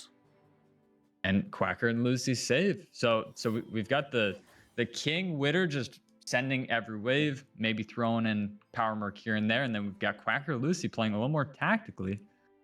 And so far, I'd give King and Witter just a slight advantage. So would Jules, 52-48. I think a lot of that comes down to the King hit points. Like, Jules is a big fan of King HP. So the fact that the paid True. actors have taken a bit of damage, he's given them the edge for that. Yeah. Now, do Witterson and King have those answers to hold? I mean, King's got gun, hidden. Witterson has done great work with his Phoenix and his Firelord positioning all day. So, see what happens. Widdowson has the casket, so he's looking pretty good on the next couple of waves. King Downs has the tanks as well with the veteran, and like you say, he just skillfully chaos rolled into the gun, which is the perfect addition to his build, I think. Like, he's got the tanks, he's kind of lacking damage. The gun does that for him. Yeah, this is pretty good for King Witter. Like, they're getting long saved, and I feel like they have the units to do amazing. Oh, double whenever brute they do send get that coming out send. from Widdowson. I didn't see that one coming. Yeah. Lucy's so strong on this wave, doof. Yeah, I mean, honestly, the double brute would have been amazing even a brute robo and a Quacker would have done some work, but I mean, Quacker's presumably going to leak against this income send here. But you can imagine if that had been a power send, he would have been in real trouble. yeah, the double power send would have been nice. Yeah, so that is... Actually, it's a pretty bad leak to income here from Quacker. Yeah. Holy, Bad leak to 82% to Dino Snail. Let's find the And Waldo emote. There it is. Yeah. Lucy with an amazing full hold to the 140 reel. Yeah, And does her the Archer teammate win this can't 1v1? hold Income? Oh, okay. It basically wins. Like, that's a hold. Yeah. Yeah, that's a hold, and you're just wishing your teammate what a held to the income. But here comes the But- counter-attack, Here we Doofus. go. We've got the Ogres Ogres. already sent. Both Oh, players going to man. get a bit more time for a bit more Mythium as well. All right. What are we seeing here? This is very important. I Dude, mean, King Dance is He's rolling very... bunk. Well, he can just upgrade the Gatling gun. Like, he just needs to sell He could. one, like a Fire Archer maybe, and then he's got his Fire Archer Gatling. and the Whirlybird. Yeah, Fire Archer, Whirlybird. Bam, he's got full Vulcan. And you'd have the split. Okay, that works too, I guess. There you go. All right, here we go. And there's that Fire Lord. I know Witterson just loves his Fire Lords. Oh, but the gun is stuck on the Ogre. That's not ideal. Yeah. Ogre goes down. Oh, Gun is the now Brute's tanking slowing full. down the Vulcan cannon. Look Is at it that enough? I think Fire it's Lord, enough to though. leak. I told you, look at the Fire Lord. Full hold by Witterson. I was watching the wrong lane. Witterson clearly pulling off a miracle over there. I made one mistake today. Actually, I've made many mistakes, but the biggest mistake I said is, what is this positioning by Witterson's Fire Lord on like the game 1 or whatever? Yeah, and he has just shown me that he knows how to play Fire Lord, and I do not. so absolutely amazing, and the full cover. Yeah, Oh, what a man. beast, honestly. What a flip flop. And they're full resending? This is some grade A copium here from Lucy, I think, because King Downs is already on wave 9 value. And you can see that. Yeah. He's even adding an Oathbreaker. Oh man. Yeah, that's another full hold. That castle income can't come quick enough for Quacker. They need that bad. All right. And the biggest problem, we haven't really seen King and Witter save. They saved. Are they going for a nasty 11? What is this saved? I mean, they can kind of do what they want at this point, right? Like the send here onto are King they going Downs for just means there's no pressure kill shot onto 11? him. Kill shot, and I mean, does he pro leak? I mean, if you're pro leak, kill shot 11 just looks so juicy. I think he's going to pro leak. I mean, Quacker and Lucy, I think you guys are in danger on wave 11. Oh, absolutely. Actually, it looks like they're going for a send here on 10. Okay. Yeah, I'm a little surprised we don't just go for kill shot 11 since we do have the Vulcan, but... Well, let's see. I mean, there is an Ogre into Lucy's lane, and this thing gets really hard countered by an Ogre. So unless some of Lucy's other units can focus the Ogre and make sure it goes down quickly, this could be very bad news for Lucy. Absolutely. Like, the Ogre just destroys the AoE damage of the Archer. No? Well, let's see. Oh, okay. Oof. Fire Lord does tank. The Ogre is off tanked by the Wander and the Bone over there. That might be perfect for Lucy Lucy is- actually just yeah, keeping Lucy's the Ogre putting away from the boss, right? Because now it's not much tanking the damage. Archer. Lucy did really well. Quacker didn't do too bad either. These are these leaks. are those mistakes, you know? Mhm. Yeah, I really think 11 was the play, but hey, you live and you learn. Game continues. And if there's one silver lining for Quacker as well, his castle is kicking in now, Doofus. Yeah. So sure, you're- their king HP is very low, and that's not ideal. But the comeback starts now, right? Absolutely. I mean, if there's one way to do it, you know, pressure is off, and you get that castle income, and now you got to do some special stuff. Spread the wealth. Oh, a lot of magic lamps. We get spread the wealth on King. Quacker's got investment and castles, so man, his income is outrageous. He just has to, if they can survive just long enough for him to start cooking, that'll go from fourth to first real quick. All right, I'm going to make a prediction here, Doofus. So we see Abraceat. Jules is giving them 75% right now. I'm going to say, if Quacker and Lucy can survive the next send from Abraceat, they win this game.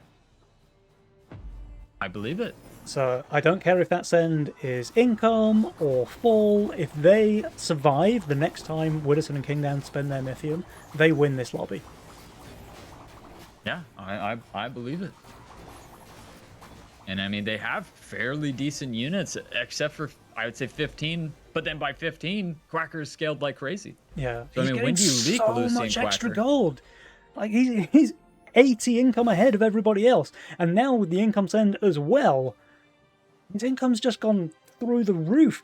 However, the one thing that this income send does is give Widdowson and King Downs the absolute edge in terms of pressure. Yeah. So Because now they can do whatever they really- want, right? I really think the only way Quacker and Lucy lose is on 15, and with this income, well, they have a chance to just save for 15 now. So it's a little scary. Can you even outscale the 15? I don't. Maybe. They do get the full Their regen values- as well, though, so that King's starting to heal. Yeah.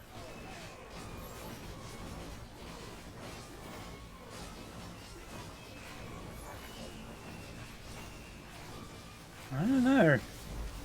This is a really interesting situation, actually, because the longer it goes on, the further ahead economically Quacker and Lucy will pull with that crazy income lead that they have, and their king will continue to heal. On the flip side, the longer it goes, the bigger that Mythium stockpile becomes for Widdowson and King Downs. So the question is, what's going to outscale harder? Will it be the send when it finally comes, or will it be that income ticking over for Quacker and Lucy? Well, here's what I'm thinking. I'm thinking that King and Witter do the right play. I think they send 15. I think Lucy's getting smacked, and I think it all comes down to Quacker. He's going to have the Hades Flying Force. Does he have enough veteran and does he have enough tankage to hold that massive 15? Because yeah, Lucy's in danger. Lucy is super in danger. The thing I wanted to say is that Lucy shifted 200 gold here, so she's trying to force them to send on 14. No, like, sure, she's going to leak there, but Quacker has a chance to hold. It is 15. King Witter, they are primed. It's series 3 on the day. They know the right call is 15. Yeah. It's just, is 15 going to work when Quacker has had, I mean, look at the income that he has double the income of King and Witter. So if they survive, the game is over, which is exactly what you said. I mean, he's on value. It is all up to Quacker. Yeah, he's on value right now. He's going to be close to on value with the Hades Flying Force. And honestly, Lucy is not that bad with the Titan Phoenix. If that Phoenix stays alive on 15 for a while, we could see some really nice holds. Here's the thing, though. They did try to force the send on 14 there with Lucy's play of shifting gold on 13. They did not fall for the bait on the side of Abrasiat. It's almost guaranteed to be this 15 send, like you say, Doofus. It's still going to be very touch and go whether they can survive because the sends are going to be so massive. Wait, we haven't seen the send yet. Are you going longer? There's no way they skip again, is there? They're going 16 They're or skipping longer. again! Oh. I don't think it's going to work because, look, Quacker's finally under by a fair amount. He's under by 300. He would have probably held here. But how long do you go? Lucy is 800 under. Yeah, that's so repeated crazy. Oh my goodness. Oh, but she's making the right call. She's building flowers here on 15. What an absolute beast. Incredible. What a read.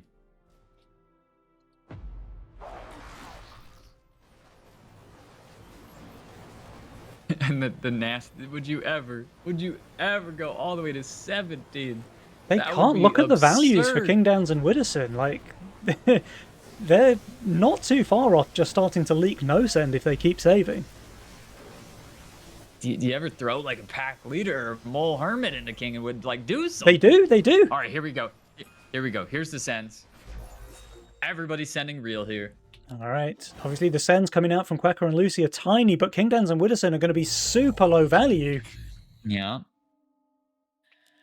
But we're gonna need some near full holds here by Quacker and Lucy. This is substantial. Now Lucy has a bunch of flowers. The one downside from building them on the previous wave is that now Widdowson knows they're there. He's sending bears. He's sending Mole Hermit. Mm-hmm. Yeah. 0 gold left though on Lucy, so probably got a full hold there with the flowers. Mm-hmm. 3 boosted veterans as well. That's decent value there for Quacker. How's that that Doomsday's been tanking so much? Is that ever too much? I mean, with the Or is it Ogres as perfect? well, it might be too 2000? much. It is. Ah! Wait a second, it's still Wait, alive? Wait! Wait! The Doomsday on 1% HP! Quacker! My goat!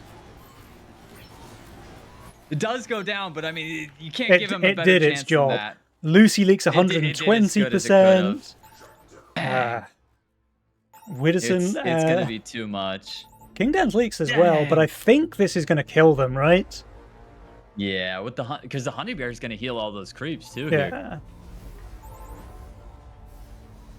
Wow. They Ay, gave it a ay, good ride, ay. man. Wow. Locked in. What an ending to the game there, Doofus. We've got Abrasiat now 1-0 in the lead, but what a nail-biter that was. Quacker, some fantastic positioning there on wave 16, almost pulled off the absolute miracle, but it wasn't quite enough. And unfortunately, despite valiant efforts there from both Lucy and Quacker, they do go down a point here in the last chance match. Widdowson and Kingdowns, wow, what a game. They went 10 into 16 against Castle Investment, and it still worked. It still worked.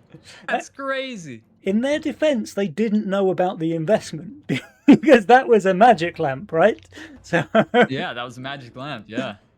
wow, that's crazy, man. 10 into 16 is disgusting, by the way. I don't know why I'm applauding Kingdowns and Widdowson. This is clearly very like risible behavior. They they can't be getting away with that.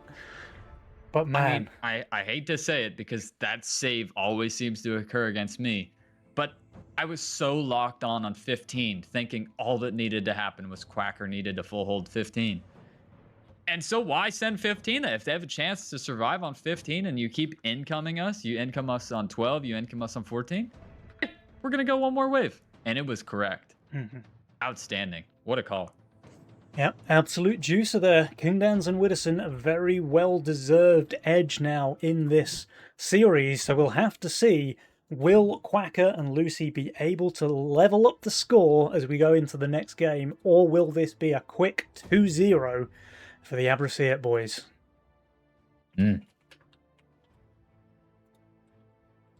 What are you saying, Doofus? Are you still happy with your prediction? You still think Lucy and Quacker have got this, or are you starting to feel a bit worried there?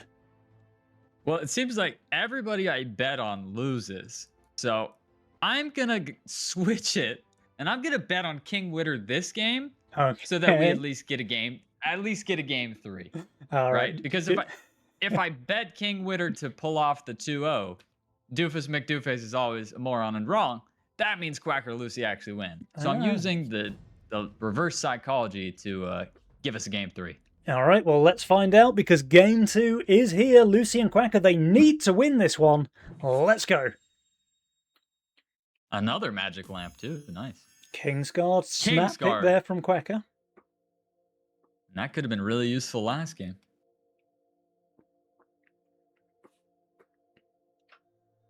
Everybody else really mulling on their decision. Ace from Lucy. Okay. A champion from Widdowson. From King. So from Widdowson. And minor King. Okay. All right. I mean, we are getting some great mastermind variety today, it has to be said. I think we've seen, like, basically every mastermind picked. Yeah. Outside of YOLO and Redraw, I think that might just be... YOLO, Redraw, and Cash Out are the only masterminds we haven't seen. And maybe a couple others, but who cares?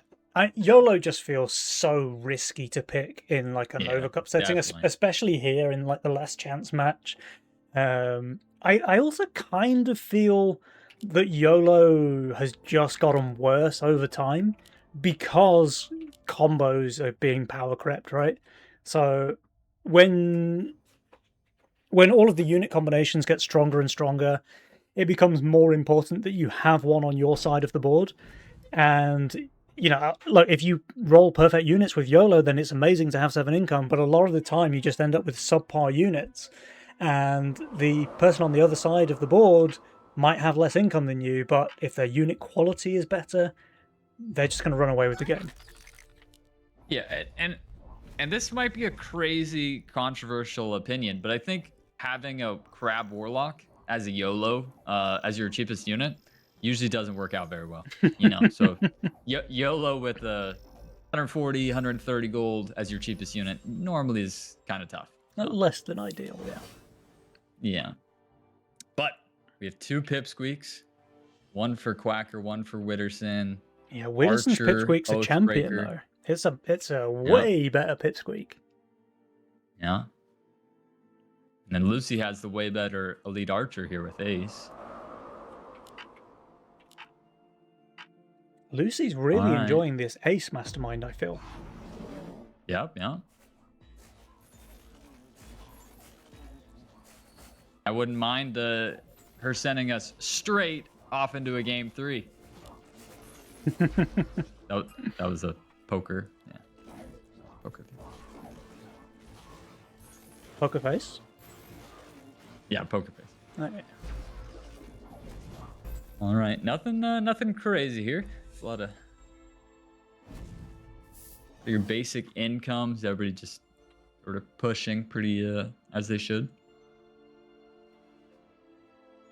Witterson opting not to go for that 7th worker. Probably a good idea, because he is getting a dragon turtle here.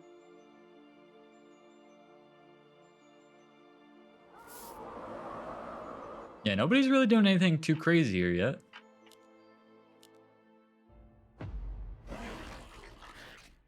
Lucy does get triple snail. Is that ever enough? I think with the Oathbreaker, she's going to be fine, right? Because it just does so much AoE on the right the side. Ace, yeah, with Ace 2, I would be surprised, but hey. Stranger things have happened in Nova.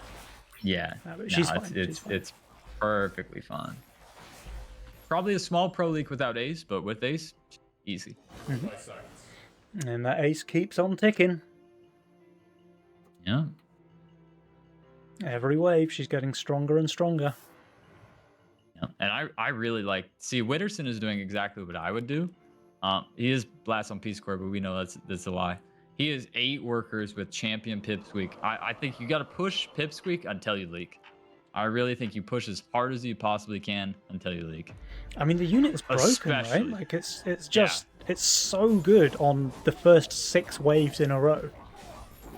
And that's just so important for compounding, right? Like, okay, you leak on 7 or 8, but who cares if you're already 12, 11, 13 workers by that point? Exactly. Take a little bit of king and who cares? That's what the king's there for. Especially with champion as well, right? Like, you can just push this thing to its absolute limits. Talking about workers, though, Quacker, no slouch. He's on 9, and he doesn't have a champion. So Witterson may be playing this one too cautiously. Yeah.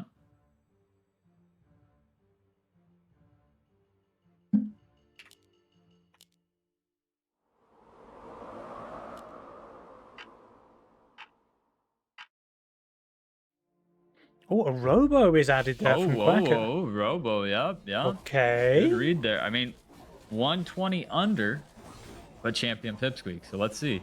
See how this Crusher holds up here. It's dying pretty fast with the entire wave and the Robo on it. Yeah. This will be a leak from Witterson. Yeah. But it's look. Small, but it still leak. But look, Doofus, he's minus 120 and he leaks 30%. I think Witterson's absolutely fine with that. He doesn't even kill his teammates Bigwig. Yeah, that's true. I normally I would agree with you, but you have to think that Quacker also has the Pipsqueak and has 9 workers, right? Yeah, so that's true. Quacker's a little happier. Now look at this, though. Look at this. Witterson, 120 bricks in the stockpile. Let's go. But when are you sending now with double Archer? I mean, are you going all the way to 9? Are you going to try to test it on 8? What's the call here? I don't know. It might even just end up being income or something Just from Witterson, income, like yeah, just putting I on the guess pressure. Just income, I guess. Or do you ever mimic here? I mean, mimic on 7, it could be worse. He will have the Mythium for it if he wants to. Yeah. And there's the 160. Oh, are we getting a little nasty here in this Oh, King Downs is going for a there's full two send. brutes from Double King. brutes are out. There's the there is mimic. Okay, Yep, let's there it go. is. What is Lucy going? Oh, I kind of like. I mean, this is gonna stop the mimic a little bit. Yeah, I mean, Okay. Lucy's no slouch. She understands the threat is going to be a mimic here, so she builds perfectly to counter that send. And she already has all of the Oathbreakers in the split, right? So she's got good value here. It's all going to come Yeah, down to how quickly she can clear up that left side. I do wish this archer would tank more. I would like a little bit more. Yeah, it's barely tanking, right? With 6 stacks of ace as well, that's a lot of wasted potential. Yeah. Well, the front line's down, so it's going to tank now. Quacker's Pipsqueak got smacked. No, Quacker's leaking badly. I mean, Lucy's doing incredibly well. Lucy did amazing. 30% leak there, but Quacker leaking 72. That makes this king damage much more deadly. The King's Guard is there, though. That's the one good caveat is King's Guard. Like, you want to use your Mastermind. So, like, it makes sense to take some King here on purpose. Look at the workers, though, Doofus. King Downs, he's just going through the roof over here. 14 workers already. Wow. And he's minor, so his workers get freer and freer as the game goes deeper. Doesn't look too great on 9, but maybe getting bailed out here because Lucy and Quack are both going for Income King, while King Downs and Widdowson, they're saving once again, and with so many workers on the side. Like, if there's a pro league here, dangerous. it's so good for them. This is getting real dangerous right now. Kingsguard is good, but they're opened up. I mean, they're already looking down the barrel of 200 Mythium Sends on wave 9. Luckily, there's no pro league. I think that would have been very dangerous for them. That would have been near fatal. Oh, here we go. Here's that real 9. So we've got the Mole from King Downs. He's got a Brute to back him up. Widdowson's very close to pro leaking, but not quite. Unfortunate, honestly. Yeah. Oh, we've seen some great Fire Lords today. Yeah. And there's a gate from Quacker as well, so they both have some pretty good answers. That's true. I really think a lot of it's on this Fire Lord here. Lucy's got to do amazing. Yeah, let's see. Because the one problem with Quackers, Pipsqueak's great damage, but the Pipsqueak is going to tank for that gate. I don't know that the gate can get out the spawns in time to keep I think Pipsqueak alive too long. Pipsqueak might be gone pretty quickly. Let's see. It's actually tanking quite nicely. One more? Yeah, it actually is. Can you kill it? Can you kill it? Oh, it's perfect. Another Quacker. It's a perfect squeak, and it looks like a perfect Fire Lord here from Lucy as well, but still, it's not going to be enough. She will be leaking here to the Mole Hermit. There's the 54%, and Quacker's going as well. 52 for him. Again, not horrendous leaks, but Doofus. It's death by 1,000 cuts at this point. They just... It's compounding. Yeah. Every time Abraceate sends, they do quite well, but not enough. They lose a bit of King HP, they give away a bit of gold, and by leaps and bounds, Abraceate are pulling ahead in this game. Yeah. Yeah. Now, I will say on the bright side, the power score is not that bad. You know, I know we've said that sometimes the Jules meter doesn't know what he's talking about, but I'm trying to look on the bright side. They're only down by 1, and they have King up lead. They don't have any King, but it's not impossible from this point. Oh, it's not over. We've already seen teams come back from a worse lead than this. It's definitely not impossible. And if they, because there's a couple of brutes added post-income here. So if they both hold here, that's definitely the start of the comeback. Yeah, if we could really see the Ace Trinity Archer just go to town here. Yeah, it's absolutely shredding the boss.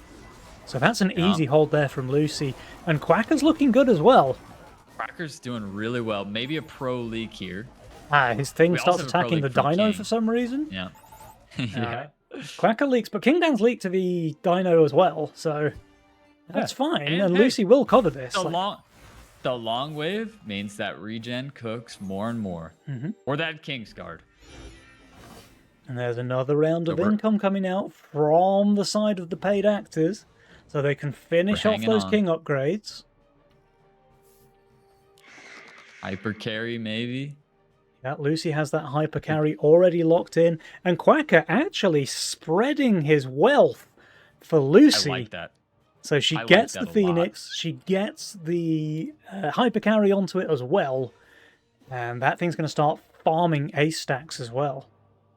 Yeah, I really like that idea. I think Lucy's got that late game. It's really good at late game too. So I think you put all your chips on Lucy. Good luck. See what you can do. I gave you the Kingsguard and the spread the wealth. Save the day, Lucy. Yep. Well, she's certainly capable of carrying from this position. Solid income, solid value. Now, the downside to this play with the Income King, once again, they've given that pressure lead over to the side of Abrasiat, and with only 39% HP on the King, one bad leak and it's all over. Well, it doesn't even need to be that bad. And here it comes, Doofus. Here it comes. But it's a split send. A little early. It's a split send. It's income into Lucy, so she's guaranteed to hold. I don't. This is interesting. On your mark. Okay. I mean, Quacker does look pretty horrific here, so maybe it's the right call. King Dan's just wants to farm some gold, I suppose. The Mimic's going to snack. Yeah. Quacker should be leaking decently, so should be giving away a decent amount of leak gold for King Dan's. We also have a Mimic. Do we see Mimic Hermit? See a Mimic into King. Mimic Imps, Mimic Robo. Maybe a Shutdown farm? Maybe. I could see it. Let's check out Quacker. This Giga Mimic is actually not getting that many last hits. Only 5 gold? Yeah. That's really unlucky. Still only 5 gold. This is the unluckiest Mimic of all time. This is like one of my Mimics. Yeah, that was not that good. Still going to get a decent chunk of gold from the leak, of course, but that Mimic could have got a way more gold for its owner. Yep, and the full cover here by Lucy. So no king damage. I don't know. Split sends today haven't seemed to go that well, but that is a lot of gold. It is a lot of gold. We have a 300 gold advantage to the side of King and Witter right now. So from leaks. The Kingsguard King is ticking back up though, so from 30%, it's already nearly up to half.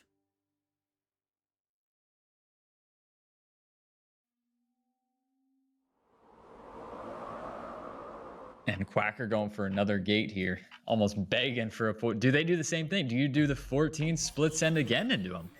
I mean, you lead could. Quacker and then in come Lucy. It's available. It's so tough though, because anytime you split send, you're just giving the side a chance to get back into the game, right? Like, they were on the verge of death, and already they're back up to half HP. So anytime that you go for the split send, and King Dan's is sending here on 14. Yeah. And it's the income and the full split send. So Lucy's going to hold easily. She's super low value, by the way. Like, she's not unleakable here. Yeah. Which is kind of like Lucy's kind of get away with murder this game. Oh, she really They're is. so scared of the Ace Trinity and Ace Phoenix with hypercarry that they say, all right, we'll just make this a 2v1. Yeah. But if there's anybody that we've seen be able to take on a 2v1, Lucy could do it. Especially when you put no pressure. She certainly can. We'll have to see how well Quacker does here. Too. They're finally saving. Quacker and Lucy are saving. So. Yeah. So now the pressure's really on their side. I could certainly see them going for a 16 from here. Oh, yeah. 16 looks delicious. Quacker's not doing terribly, honestly. Yeah, which is really good because Lucy kind of barely held, to be honest, to the income. I take it back. That's 86%. And this time the Mimic feasted. That's 54 gold. Now, if we're gonna be honest, they might have died here. Oh, they're going for a 15 cent. Oh, I think okay. they would have died if Widdowson had 4 cent. Yeah, yeah. So you're still alive. All right, well, here comes the counter-attack, Doofus.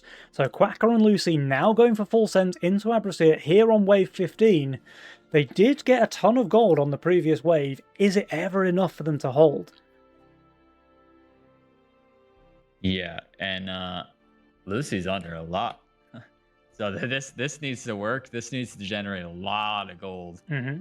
This needs to generate, like, because they are Lucy and Quacker are kind of all in on this play right here. It feels like. And Abracea, they're going to have full king upgrades as well. Like, it's going to be Full hard king. to kill them from 100% here. Yeah. Well, let's see. That Needless starting to ramp up on the side of Kingdowns, chewing through the Shaman gargoyles. There's only Shaman the just Brewpot dies left so on the front fast. line now. That thing goes down as well. But he's killing the kill the wave boss. super quickly. Kills. Oh my goodness! What a full hold by King. Is it just the Needler getting through? Just the Needler. Might as well be a full hold. Wow, 75 gold shutdown though. But And a meanwhile for true full Widdowson, hold by Wid. that's Oh, a full man. hole. Yeah, and I think you call it should have been a 16, and I guess the King on 14 just caused them to pull the trigger a little early, because Yeah. you're gonna need maybe a King and Witter's internet to go out here for fresh. Yeah, now the game feels pretty over. It felt like with those split sends, Abracea were giving them a chance to come back into the game. Yeah. But after that wave 15 performance, I think this game is all but over. Yeah. I mean, a 1 in a billion. You need King Witter to send you on 17, send it a little too early. You full hold, and then you make it a race on 19. But with full King, there's no reason for King and Witter to send early. It just wouldn't make sense. Yeah, they're under no pressure, really. And they have a ton of workers. They're just going to close this out on 17, I think, Doof.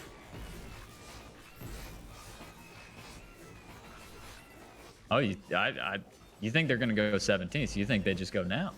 I think looking at I their think- workers, it looks like... Yeah, there you go. Yeah, okay. So I know what you're saying. They're both super strong on 17. They could have afforded to save. But because they both pushed super hard, that tells me that they just want to close out the game. And here we go. It's wave 17. Lucy and Quacker are trying the same thing, by the way. Yeah. Look at those values, Doofus. This is hairy. I'm looking at Lucy the hero. I've seen Skybots do crazy things. Let's prolong this game just a little longer with some insane Skybot. I mean, Lucy's happened value before. is misleading. It says that she's minus 1,000, which is a lot. But she has 3 Skybots. She has like a turbo ace buff Trinity Archer. The Phoenix, which should by right be bad on 17, with all of those buffs, might just Giga Smurf as well. Yeah, we need the miracle full hold here. The Phoenix at 4,000, 3,000. Oh, the 2,000. Phoenix is tanking too much. The Phoenix is down. It dead. did not Smurf. Oh man. Now that's going to be a bit of a leak. And the gates from Quacker as well. They're getting overwhelmed. Yeah. That's just a disaster for Quacker. 119%. Lucy, she's leaking not too shortly afterwards. 78%. And sure, Kingdan's leak gives up a shutdown. Same for Widdowson as well. But that is inconsequential, Doofus, because here, Abracea are clutching the series 2 games to 0. Wave 17 sees it done. Let's go. Wow. That was clean. That was a clean job by King and Witter. They did not mess around in the bottom bracket here. They said, we're gonna make it to day 2. Let's just stop messing around. Yep, there you go. So, most importantly, of course, my prediction was proved correct. So, Abracea, they went down in the upper bracket match, and then they won in the lower bracket semi. So, we will see them in the semi-finals tomorrow. And, of course, joining them there, we will have Witcher Wackle, So perhaps the underdogs of this side of the bracket, by the way, but they just steamrolled their way through to victory here. A very well deserved spot in the semis. From the other side, I think we've got results as well. It looks like Adam's Atrocity, they're through, so they're going to be in the semi-finals. And so will the Balkan Lynx. So that is Ashton Butcher and Johnny C. So some incredible teams lined up for us tomorrow in those semi-finals. But man, I got to talk a little bit more about the games that we've seen today because they have been so much fun. We've had just so much like back and forth with the teams. One team takes the edge, the other team like pulls off a miracle comeback. It's been so exciting to watch. And dude, look, I'm just really happy that we finally made it happen to get you on the cast here. I hope you've enjoyed yourself. I've had a blast having you here. So thank you for joining me. No, this was awesome, and like you said, these games were exciting today. You know, I was really hoping we'd get that game 3 just so your eyes would keep hurting and you'd have to stay up a little later. But King and Witter just locked it in. No, these were some great games. This was really fun. Yep, super exciting. But guys, that is, I think, everything that we have time for today. So congratulations to our victorious players, commiserations to our losers. They all put up one hell of a fight. It's made for some very entertaining games. Everybody at home, we hope that you've enjoyed the show, and whatever you do, make sure that you are back here again for those semi-finals and grand finals tomorrow, because they are promising to be very exciting games indeed. So until tomorrow, guys, goodbye for now, and we'll see you there.